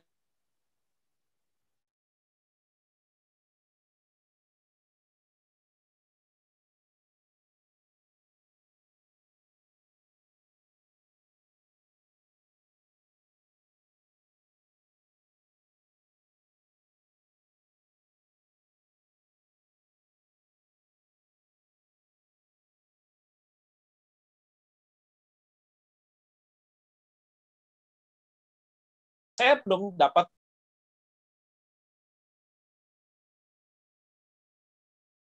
Recording in progress. Nah, penelitian tentang pari itu sudah pernah dilakukan dan kesimpulannya ternyata pari itu tidak mengenali dirinya sendiri. Jadi pari ternyata tidak tahu itu dia, gitu ya. Tidak tahu itu dia. Jadi ada parameter-parameter yang dipakai oleh si Kesila sama Agostino ini untuk mendefinisikan bahwa dia tidak memiliki self awareness, gitu ya. Dolphin sebaliknya tahu bahwa dia tahu itu dia, gitu loh. Dolphin tahu bahwa ini dia, gitu. Jadi dolphin itu bisa ngaca. Nah, itu yang seru. Jadi dolphin bisa ngaca. Tapi hiu dan ini kesimpulan kami nanti akan kita lihatkan dari. Jadi ini penelitian kita di Morotai itu kita meneliti ada 21 ya di sini 21 spesies yang berbeda dari identifikasi siripnya. Identifikasi sirip hiu kita lakukan, kita ukur panjangnya berdasarkan referensi yang ada di tempat tersebut. Jadi kita tahu bahwa ternyata ada sekitar 21 hiu yang berbeda selama antara 2013 sampai 2019 ya. Jadi seperti itu.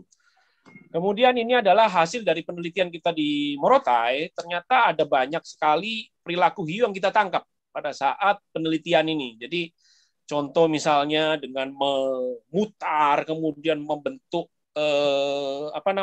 rahang itu maju ke depan, membuka rahangnya tanpa provokasi dan lain-lain. Jadi ini yang kita sarikan ketika kita meneliti mengenai perilaku hiu di bawah air, perilaku agresif seperti apa. Jadi seperti itu. Jadi kesimpulannya adalah apa yang diutarakan oleh Aidan Martin itu ternyata juga berlaku untuk black tip. Aidan Martin nggak pernah meneliti tentang black tip, tetapi dia bilang ini loh perilaku-perilakunya. Nah, kami meneliti tentang black tip ini, ternyata itu berlaku untuk black tip. Jadi mengkonfirmasi lah istilahnya kalau kita dalam ilmu ruang kosong ini yang harus diisi. Nah, ini yang kita isi ruang kosong untuk black tip.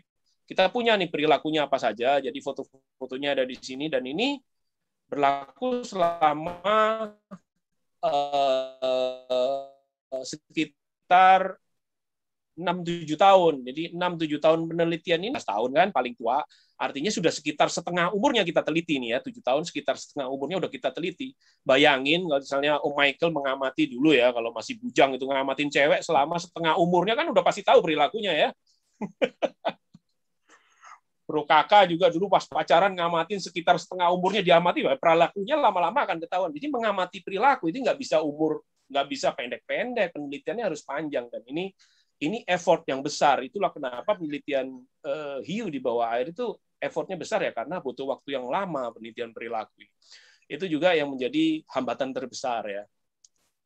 Oke, ini adalah perilaku agonis. Jadi kita lihat perilaku agonis kalau diberikan umpan atau dikasih makan, ternyata berbeda dengan ketika dia menghadapi magnet. Kalau ada magnet, dia cenderung tidak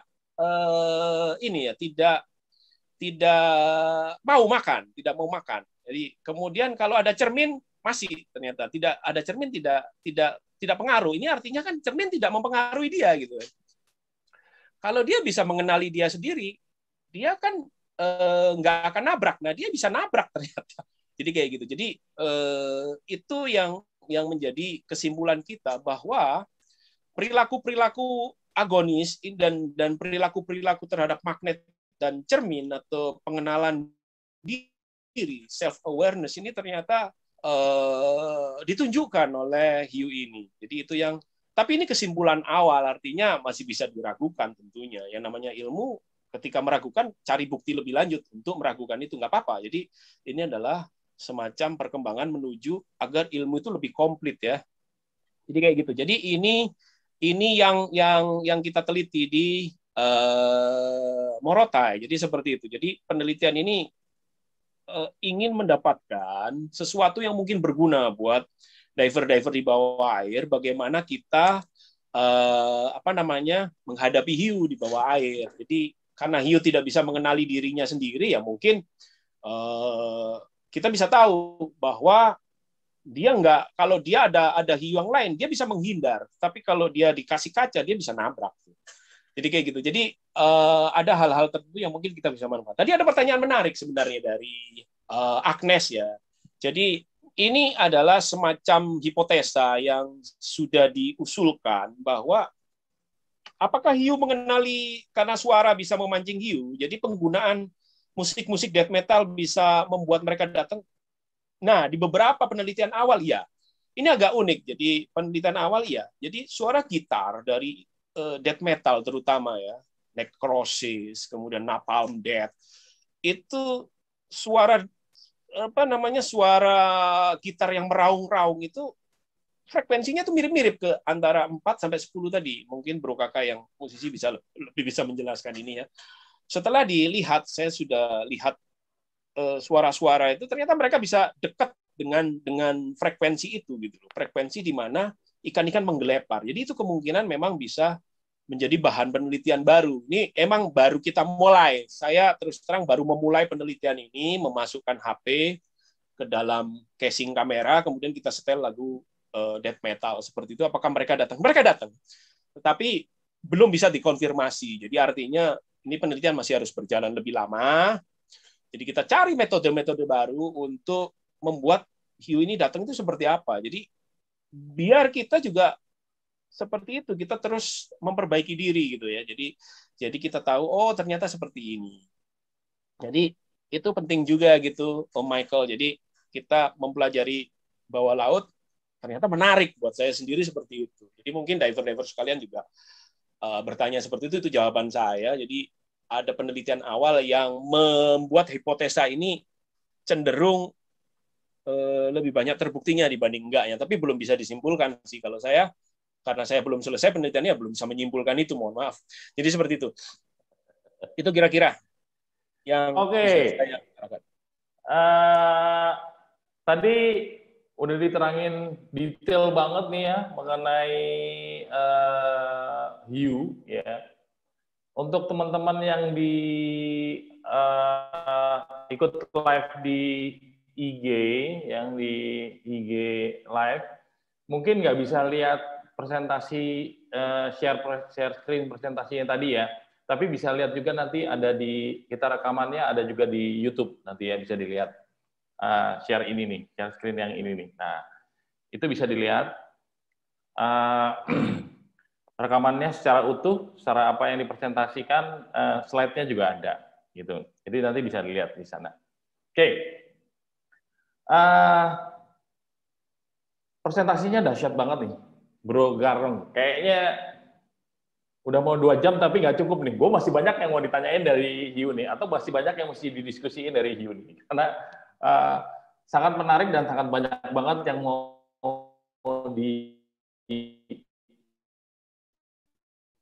mau tahu mengenai informasi hiu nih. Iya nggak? Gitu ya. Nah, message dari si kakak, karena dia mesti ada acara, jadi dia duluan keluar ya, gitu. Dia ada acara. Tadinya gue mau ada satu pertanyaan buat kakak.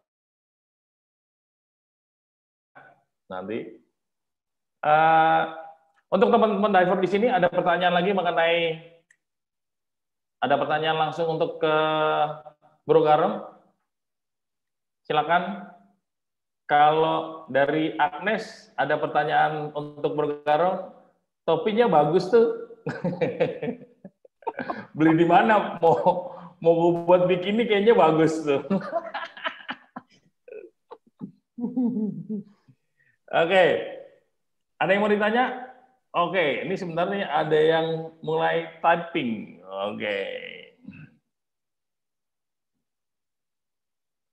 Sekarang di Morotai ajak ke Sula. Oh, di Sula tuh Sulawesi, Maluku Utara sebelah kiri dikit, dekat Banggai.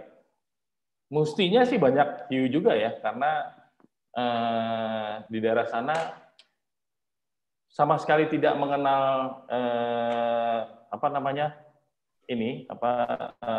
nelayan, meskipun daerah pantai, tapi dia nggak nelayan. Dia justru lebih banyak lebih banyak bertani coklat kan di sana ya. Nah, ini apa nih pertanyaannya? Salah satu dive saya Serua, belum ketemu schooling heavy. Ya tadi saya bisa kasih penjelasan, mungkin Sanana dan Sula banyak, itu confirm banyak, beberapa diver yang ke sana confirm, beberapa foto-foto yang ditunjukkan confirm banyak hiu. Itu dijelaskan oleh yang tadi dibilang sama Mas Kakak tadi juga, bahwa ada arus ya ada hiu. Ternyata di situ merupakan salah satu arus kuat Indonesia. Jadi artinya arus laut yang paling kencang itu salah satunya lewat situ. Yang paling kencang tentunya Selat Makassar ya. Manado, Selat Makassar itu kencang, nanti belok ke Lombok ya, Selat Lombok nanti lewat situ. Nah, yang di timur itu ternyata lewat dua, salah satunya adalah lewat Sula dan satunya lewat Raja Ampat. Ya, Morotai, Raja Ampat ke bawah. Jadi menjelaskan pasti di situ akan banyak hiu, yang kemungkinan besar ya akan banyak hiu lewat situ. Gitu. Itu Mas Leo Crot ngacung tuh. Leo Trot, ngacung. Admin boleh dibuka, Om Leo.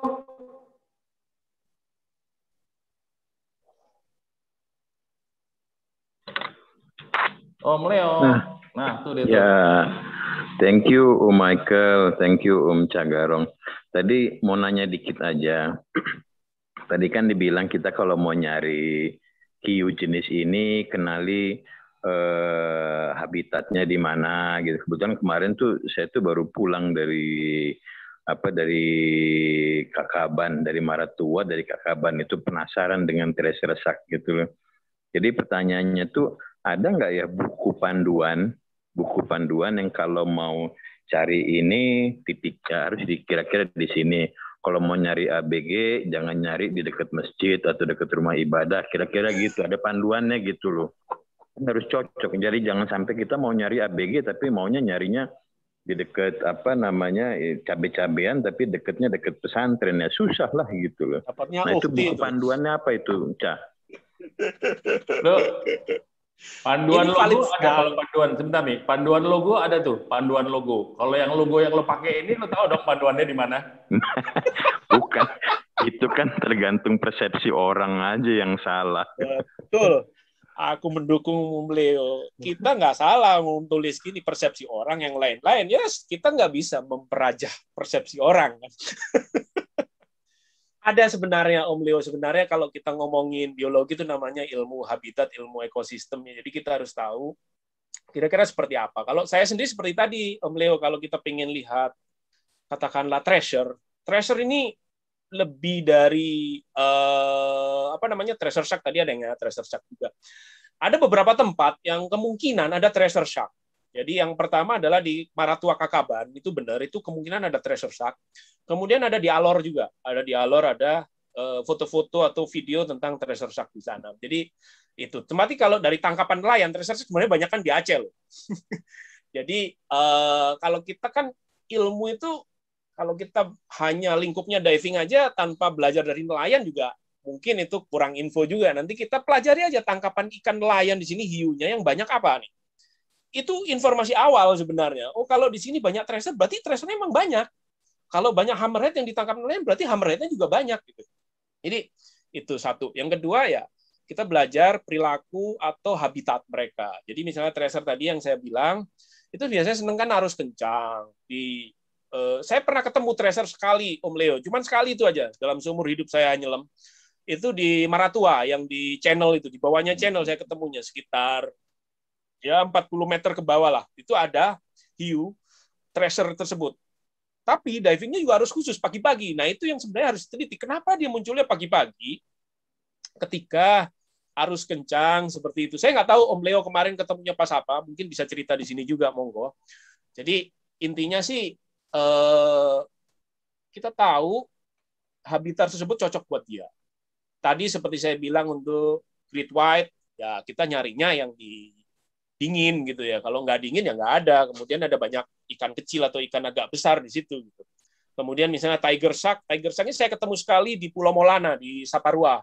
Tetapi ketemunya sebenarnya pas snorkeling, bukan pas diving. Jadi ada di sana di Pulau Molana ada tiger shark besar. Dia senang di tubir-tubir yang dalam biasanya. Jadi ada tubir di bawahnya, ada tubir dalam. Nah dia senang di bibir-bibirnya itu, di tubirnya itu, di dekat-dekat tofornya itu dia senang di situ. Maaf istilah saya Indonesia Timur ya, tofor itu terumbu lah ya, tubir itu wall ya.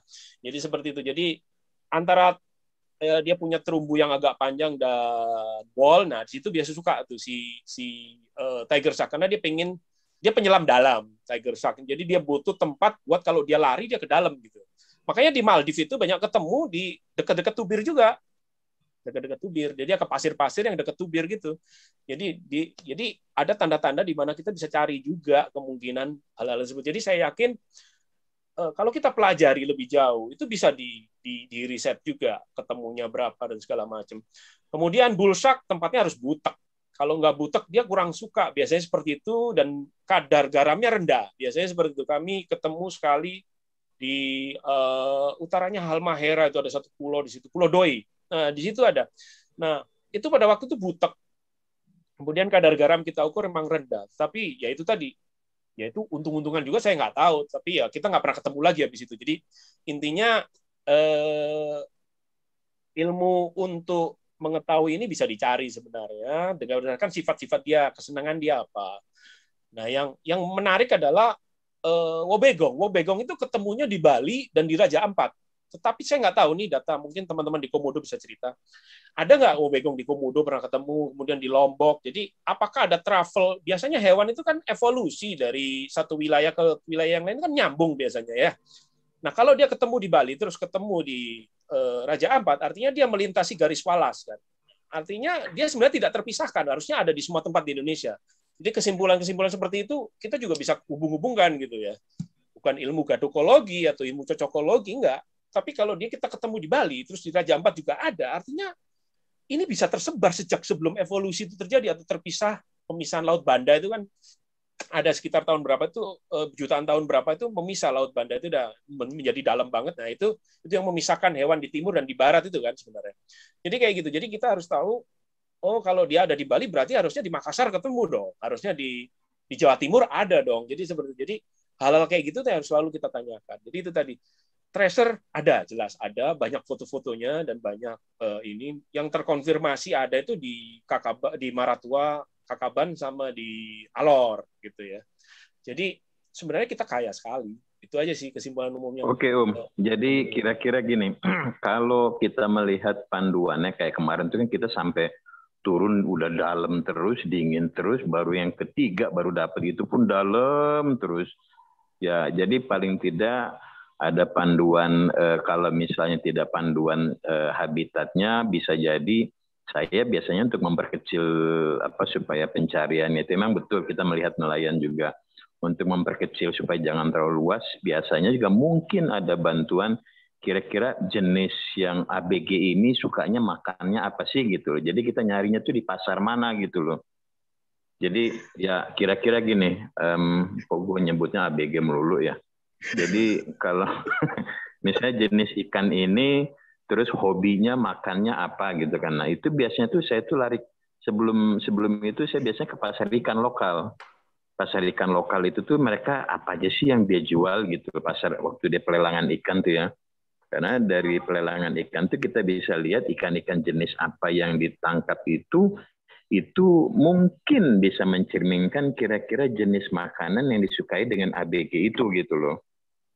Kira-kira gitu. Jadi buku panduan itu bisa jadi yang dibutuhkan, yang saya cari itu adalah habitatnya seperti apa, sama makanannya gitu. Kira-kira gitu Cak Garung. Jadi kalau mau nyari apa namanya tante gitu, tante hobinya di mana? Oh, mesti di salon apa gitu. Jadi ketahuan gitu loh. Tapi mesti ada hobinya. Kira-kira gitu. Mungkin analoginya biar enak aja Om. Thank you. Itu benar itu Om Leo. Itu namanya tacit knowledge Om Leo. Belum dibukukan tetapi ada insting tertentu yang mengarah ke sana, itu memang benar. Jadi apa yang diketahui Om Leo itu menurut saya sih tacit knowledge, dan itu benar. Nelayan juga tacit knowledge. Mereka taunya dari pengalaman, dari bertahun-tahun, kemudian nangkep ikan ini, ternyata ketemu ikan ini. Itu benar sekali. Jadi ini pengalaman pertama saya di Morotai juga seperti itu. Saya selalu nanya nelayan, Pak, kalau ketemu hiu, biasanya ada ikan apa? Itu yang selalu tanya sama mereka. Ternyata dibilang ikan kulit pasir. Jadi kalau tempat di mana ada ikan kulit pasir, bahasa ininya tang yang tapi ini ya, tapi yang warna itu ya, surgeon fish. Nah, surgeon fish. Jadi surgeon fish ini, kalau ada surgeon fish di Morotai itu, ternyata ada hiu di situ. Nah, ini kemarin saya buktikan pas saya ke Gorontalo, saya diskusi sama guide lokal, ketemu hiu di mana? Nah, pas saya diving, saya ketemu banyak surgeon fish di tempat itu. Jadi ini mengkonfirmasi ternyata tidak berlaku di Morotai, ternyata berlaku di Gorontalo juga. Saya belum berani menyimpulkan bahwa ini berlaku ke global. Jadi ini kalau kita ngomongin masalah ilmiah, kan kita harus tahu keberlakuannya, ruang lingkupnya di mana. Itu bisa dibantah dengan mudah. Kalau memang kamu ketemunya cuma di Morotai, nyelamnya cuma di situ, ya kamu jangan ngambil kesimpulan ini berlaku seluruh Indonesia. Enggak boleh seperti itu. Jadi kita harus tahu. Makanya ini sedang berkembang. Jadi yang apa yang ditanyakan Om Leo itu valid, dan ini juga yang sedang saya coba bikin bukunya. Itu saya dan teman-teman di Rekam Alam Nusantara sedang berusaha untuk bikin buku visual. Sebenarnya bukunya buku visual tentang hiu. Jadi buku visual ini nggak ada, mungkin tulisannya jarang, tapi lebih ke arah ini tentang semua hal tentang hiu yang ada di Indonesia lah paling nggak. Kita mengetahui. Jadi kalau kita diving, oh makanannya ikan ini, kita gambarkan secara visual ikannya ini. Jadi nanti diver dengan harapan seperti itu, diver bisa ngelihat, wah ikan ini banyak nih di tempat ini. Nanti tanya guide-nya, ikan ini banyak nggak? Atau tanya ke pasar lokal seperti Om Leo tadi. Om Leo aja udah punya tacit knowledge yang seperti itu, dan itu harus dibukukan gitu. Jadi itu yang mungkin butuh panduan. Jadi saya juga, karena ruang gerak saya di area itu ya, Om Michael, Om Leo, jadi saya berusaha mengisi ruang kosong di sinilah. Kalau ruang kosong yang penjelajahan atau apa ya banyak orangnya juga, ruang kosong yang pengen diving sama tadi ABG atau apa ya ada sendirilah. Jadi semua punya ruang sendiri-sendiri ya di Indonesia. Jadi buat saya pribadi,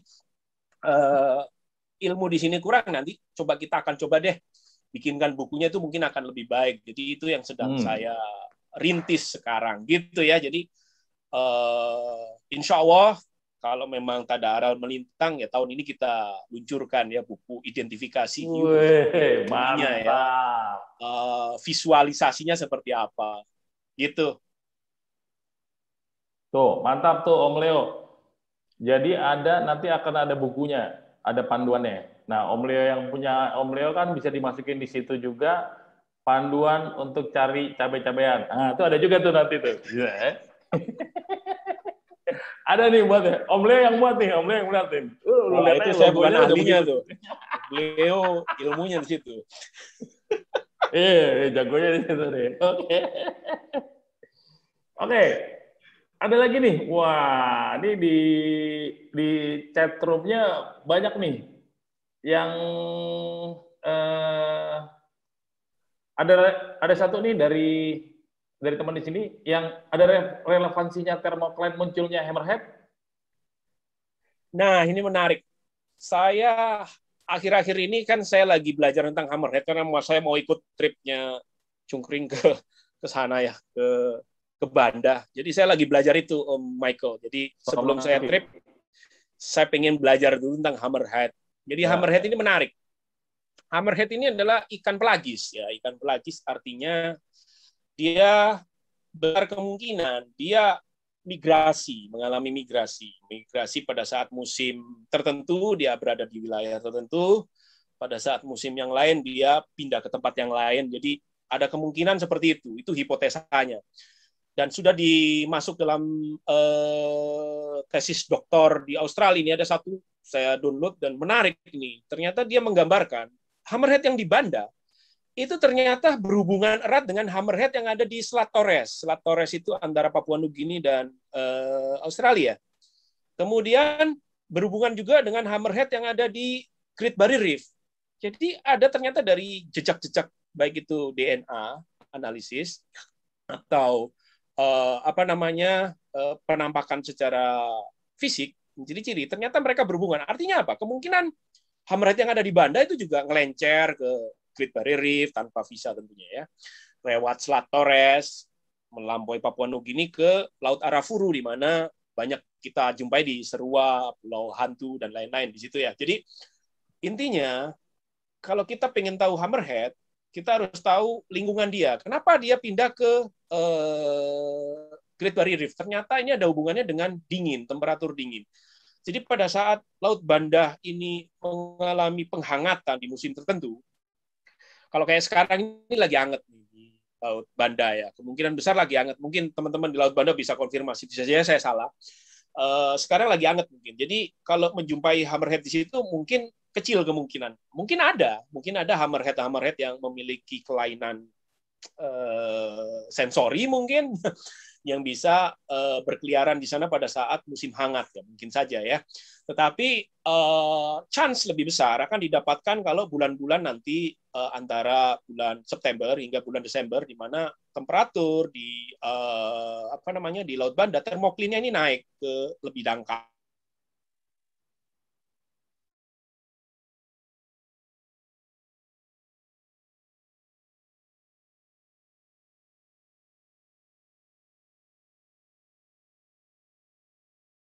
Dengan habitat atau ekosistem dia itu ada hubungannya dengan kemunculan dia tentu saja. Jadi itu sudah terkonfirmasi. Tetapi khusus untuk Pulau Banda belum ada penelitiannya secara spesifik temperatur berapa dia banyak. Nah, kalau kita di Morotai kan sudah ada tuh temperatur berapa dia muncul ada semua. Tapi kalau Banda kan saya belum pernah ke sana juga gitu. Itu satu-satunya missing piece yang saya belum, makanya saya pengen ke sana. Jadi ini yang mungkin nanti saya juga akan teliti selama ke sana. Seperti apa sih sebenarnya temperaturnya seperti apa? Apakah dia bareng-bareng itu seperti apa juga perilaku dia? Kenapa pada saat perilaku dia bareng-bareng itu kalem gitu loh? Kenapa nggak agresif? Jadi kalau saya amatin video-video semua orang yang dari Banda, pectoral fin depressing itu jarang sekali ditunjukkan ketika mereka menyelam bersama-sama nih. Jadi kelihatannya mereka seneng-seneng bareng nih. Aku nggak tahu nih apa acara apa, tapi mereka tidak menunjukkan sifat agresif ketika bareng-bareng.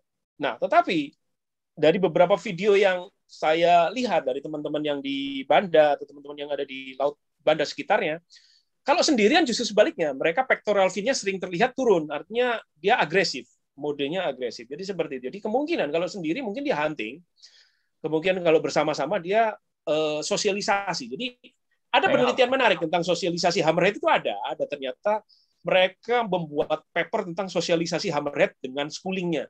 Ada papernya, jadi menarik. Jadi itu yang ingin saya lihat juga. Saya nggak bisa bilang saya akan meneliti itu, cuman saya ingin melihat secara langsung seperti apa sih. Jadi pengalaman batin seperti itu yang perlu kita alami sendiri. Kita nggak bisa ngomong di sini. Kalau diving ya di sana. The truth is out there. Nah, sip. Nah, jadi kita mesti jalan-jalan lihat hammerhead nih. Atau enggak lihat schooling shark yang lain. Nah, ada pertanyaan lagi dari Kintan, Bro Garam. Iya. Sebenarnya apakah sama seperti hidung atau tidak? Ya. Apakah benar nostril sebagai alat hiu deteksi makanan?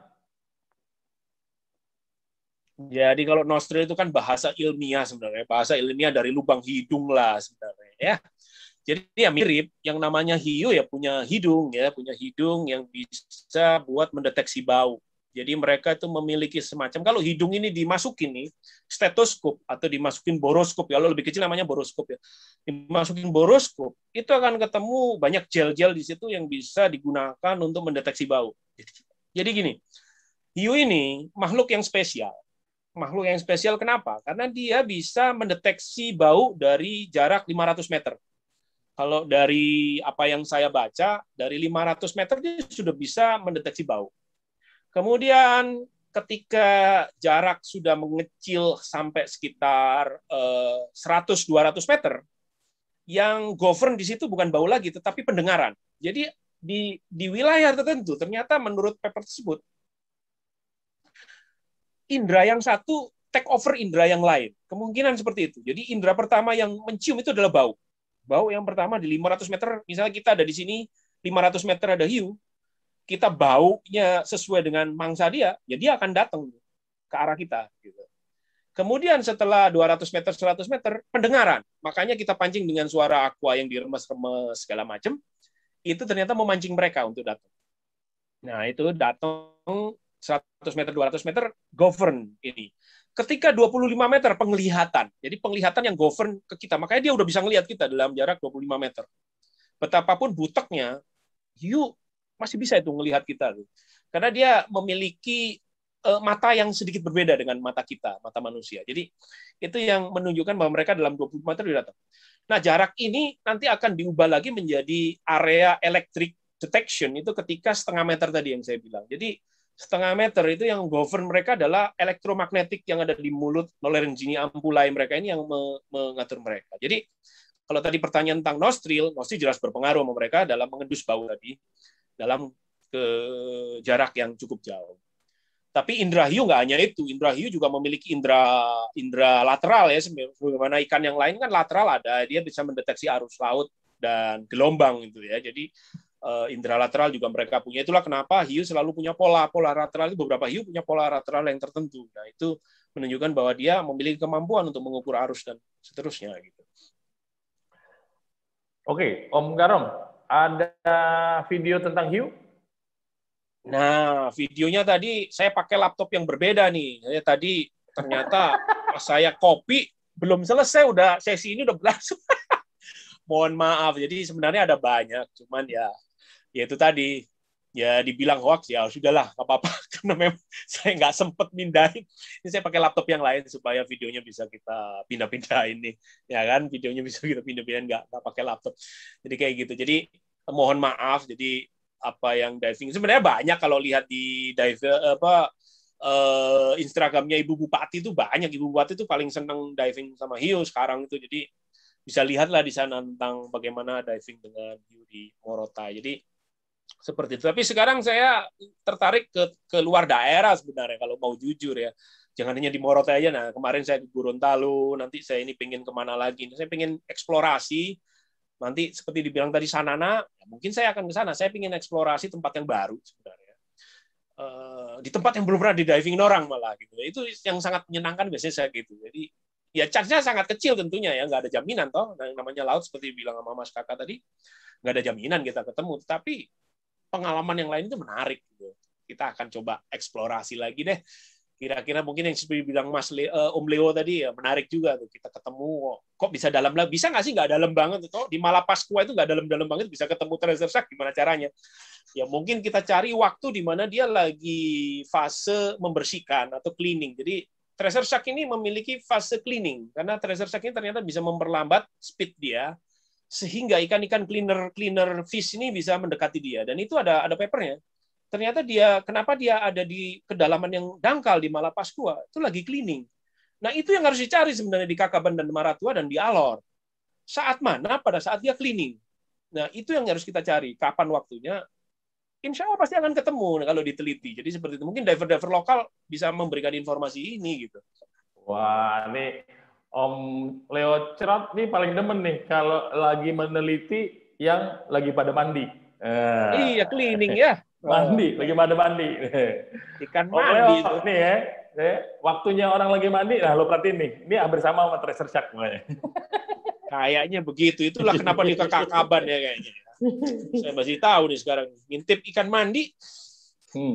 Apakah, ini ada lagi nih pertanyaan, apakah benar pada saat Hammerhead lagi schooling, dia ada sweepernya? Sweeper itu ini ya. Sweeper saya mungkin maksudnya harus ditanya lebih lanjut. Sweeper itu kalau kita lihat apakah sweepernya itu si hiu atau sweeper fish-nya. Sweeper fish itu ada juga. Kita bisa sebut remora juga kadang-kadang disebut sebagai sweeper fish juga gitu ya. Tapi saya coba jawab sweeper itu yang di depan kali ya. Sweepernya di Hammerhead nih katanya. Hammerhead juga berarti ya. Coba kalau saya dibilang Hammerhead juga. Jadi gini.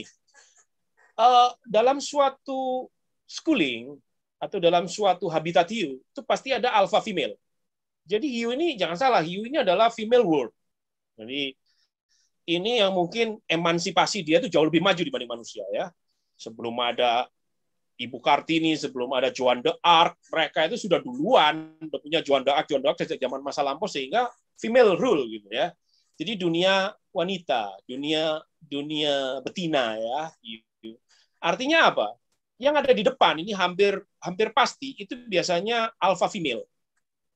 Alpha female yang bertugas untuk mendeteksi jika ada bahaya. Biasanya seperti itu. Dalam satu paper yang tadi yang saya bilang mempelajari schooling hiu, seperti itu. Tapi mereka itu seperti burung. Jadi ada penelitian burung yang migrasi kan selalu gantian. Jadi kadang-kadang si alpha female ini itu bisa ke belakang lagi kalau dia kelelahan atau merasa bahwa bahayanya mungkin, hipotesanya bahayanya tidak besar, dia ke belakang, ganti yang lain. Bisa jadi seperti itu. Tapi hampir pasti yang di depan ini female. Jadi kayak gitu, hampir pasti yang di depan ini female.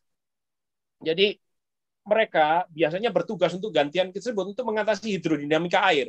Karena kalau yang di depan ini paling kelelahan kan biasa untuk memecah arus kan yang paling depan. Nah itu harus gantian karena lelah kalau dia sendirian di depan terus, tugas dia menjadi berat. Jadi biasanya seperti itu. Makanya dibilang di sini mungkin dua ekor itu kan dua ekor sweeper, yaitu mungkin seperti itu satu. Yang kedua, kalau dia pengen meneliti, memang biasanya gini. Yang di Morota ini agak unik. Jadi yang sebagai sweeper malah kecil-kecil. Jadi yang biasanya mendekat kita duluan itu yang kecil-kecil. Jadi saya nggak tahu ini masih saya teliti sosialisasi dia itu seperti apa. Kenapa kok yang kecil-kecil ini yang maju duluan? Apa kayak kita manusia gitu kan? Kalau kita preman nih ya, kepala preman kan di belakang tuh. Yang kecil-kecil yang rese-rese itu suruh maju yang kecil-kecil lah. Sama kayak anjing juga kan, yang kecil-kecil yang rese-rese kan, yang maju duluan kan. Begitu ada masalah baru yang gede keluar. Nah, mungkin juga seperti itu. Ini yang lagi saya coba teliti. Apakah ada fenomena sosial seperti itu, sosialisasinya? Nah, ini saya nggak tahu. Saya nggak bisa jawab pertanyaan ini dengan memuaskan mungkin. Karena saya juga belum ke sana gitu ya. Nanti kalau mungkin sama Mas Rizky ke sana kan enak juga nih sama Mas Rizky kebetulan teman juga ya. Nanti kita apalagi sama Pak Michael di tripnya Pak Michael nih. Waduh, asik tuh kayaknya tuh. Soanggi kan mau jalan-jalan ke Hammerhead ke Banda nih katanya. Nah, pasti ke Pulau Soanggi ini nih. Ini tempat Hammerhead yang dahsyat juga nih. Itu di sana. Oke. Iya, Suwangi ya benar-benar. Ya memang begitu. Jadi apa namanya?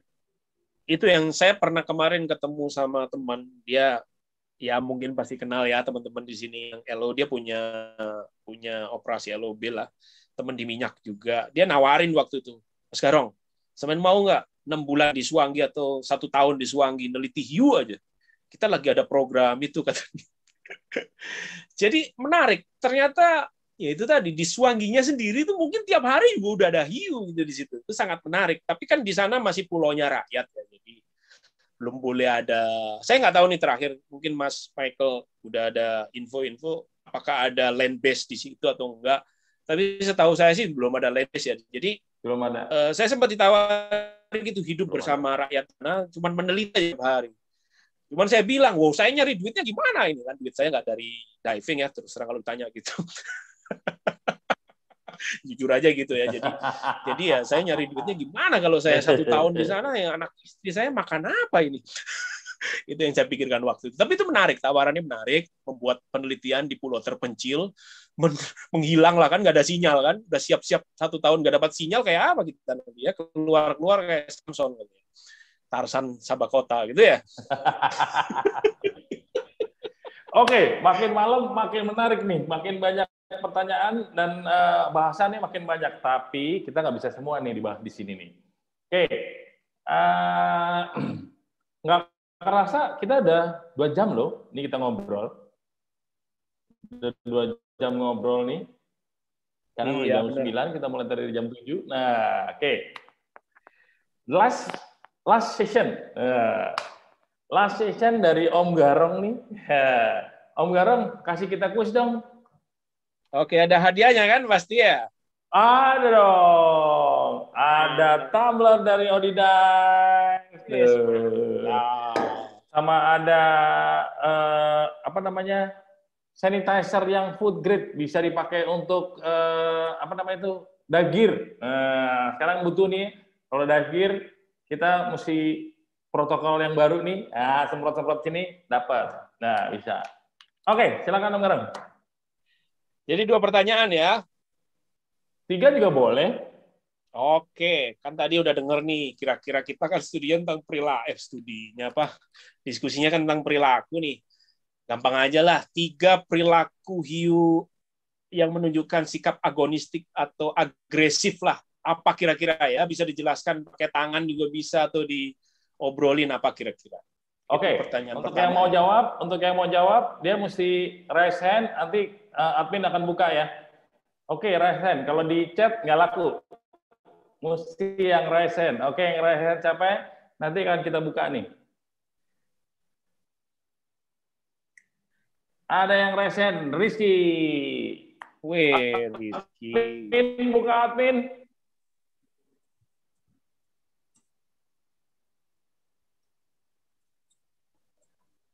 Halo. Admin. Oke, Riz, apa kabar? Ya, apa kabar Om Mike? Apa kabar Om Garong? Baik, alhamdulillah. Alhamdulillah, baik.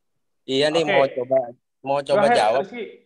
Gak tahu bener apa enggak, tapi kayaknya kalau perilakunya itu biasanya kalau dia nunjukin agresif, badannya agak menekuk gitu, agak sedikit bengkok gitu. Bener nggak ya?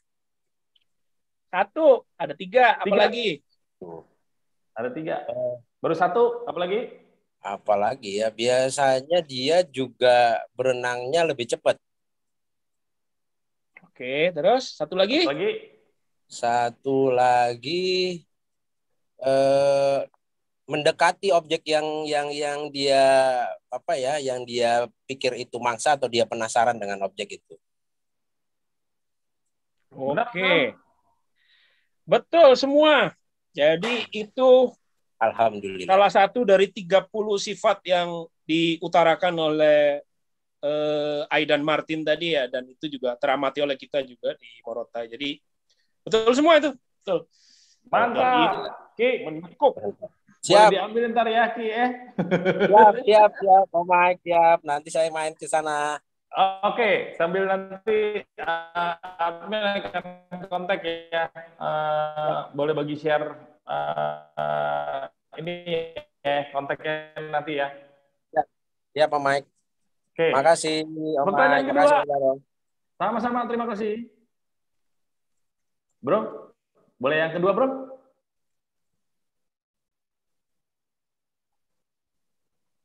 Yang kedua, oke. Pertanyaan kedua.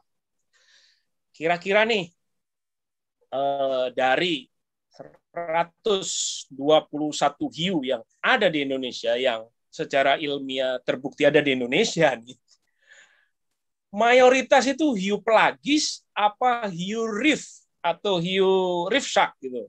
Kira-kira mayoritas ya, kan jawabannya pasti salah satu itu, antara pelagis atau shallow atau reef shark. Wah, Andreas Mulyadi langsung raise hand. Oke, admin buka Andreas.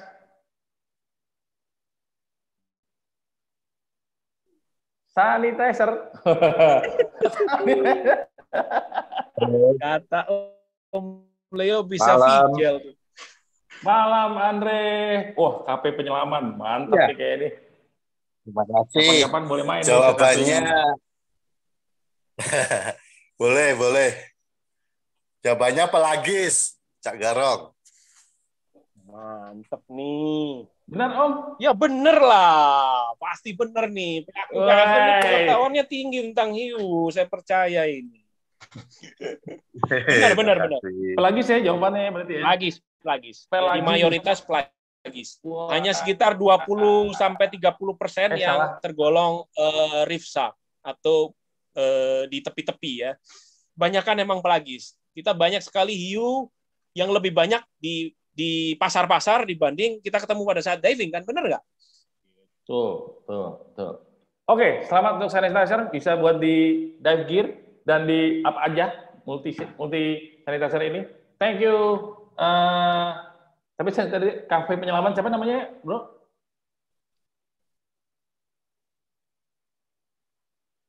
Oke, udah di ini. Satu lagi, bro. Nah, ada lagi di kecil nih sanitizer, tapi buat gadget, sanitizer yang spesial buat gadget dari apa nih? Klinik. Dari klinik. Boleh. Satu lagi, Om. Oke, satu lagi ya. Nah, kalau di Banda, ini mungkin yang Banda yang paling cepat jawab nih. Kan ada 3 spesies hammerhead ya.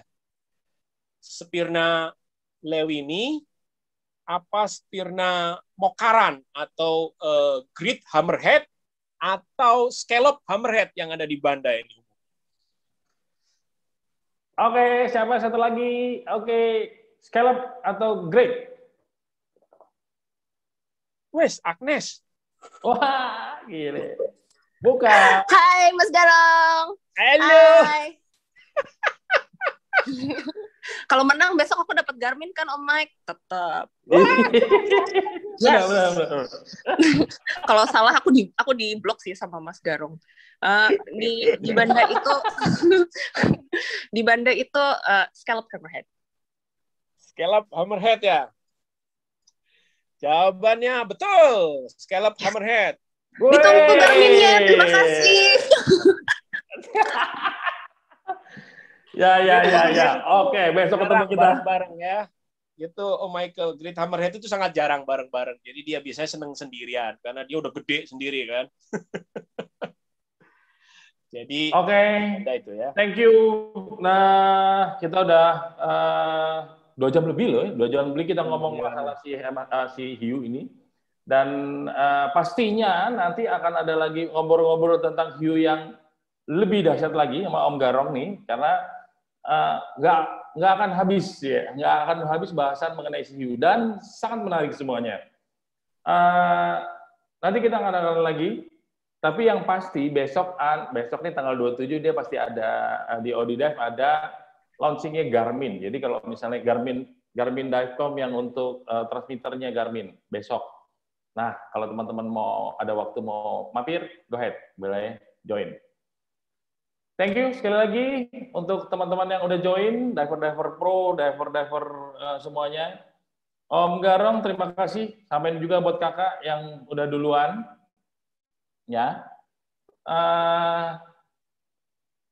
kalau ada yang pertanyaan yang belum dijawab, nanti saya akan share ke Om Garong untuk bisa dijawab dan admin akan siap kapan Bun?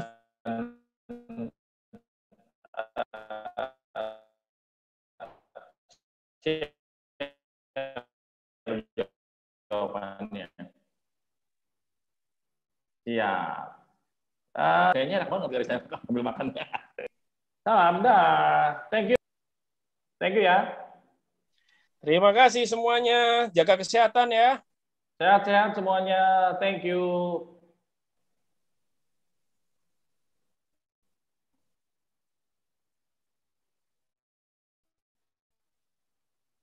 Dah.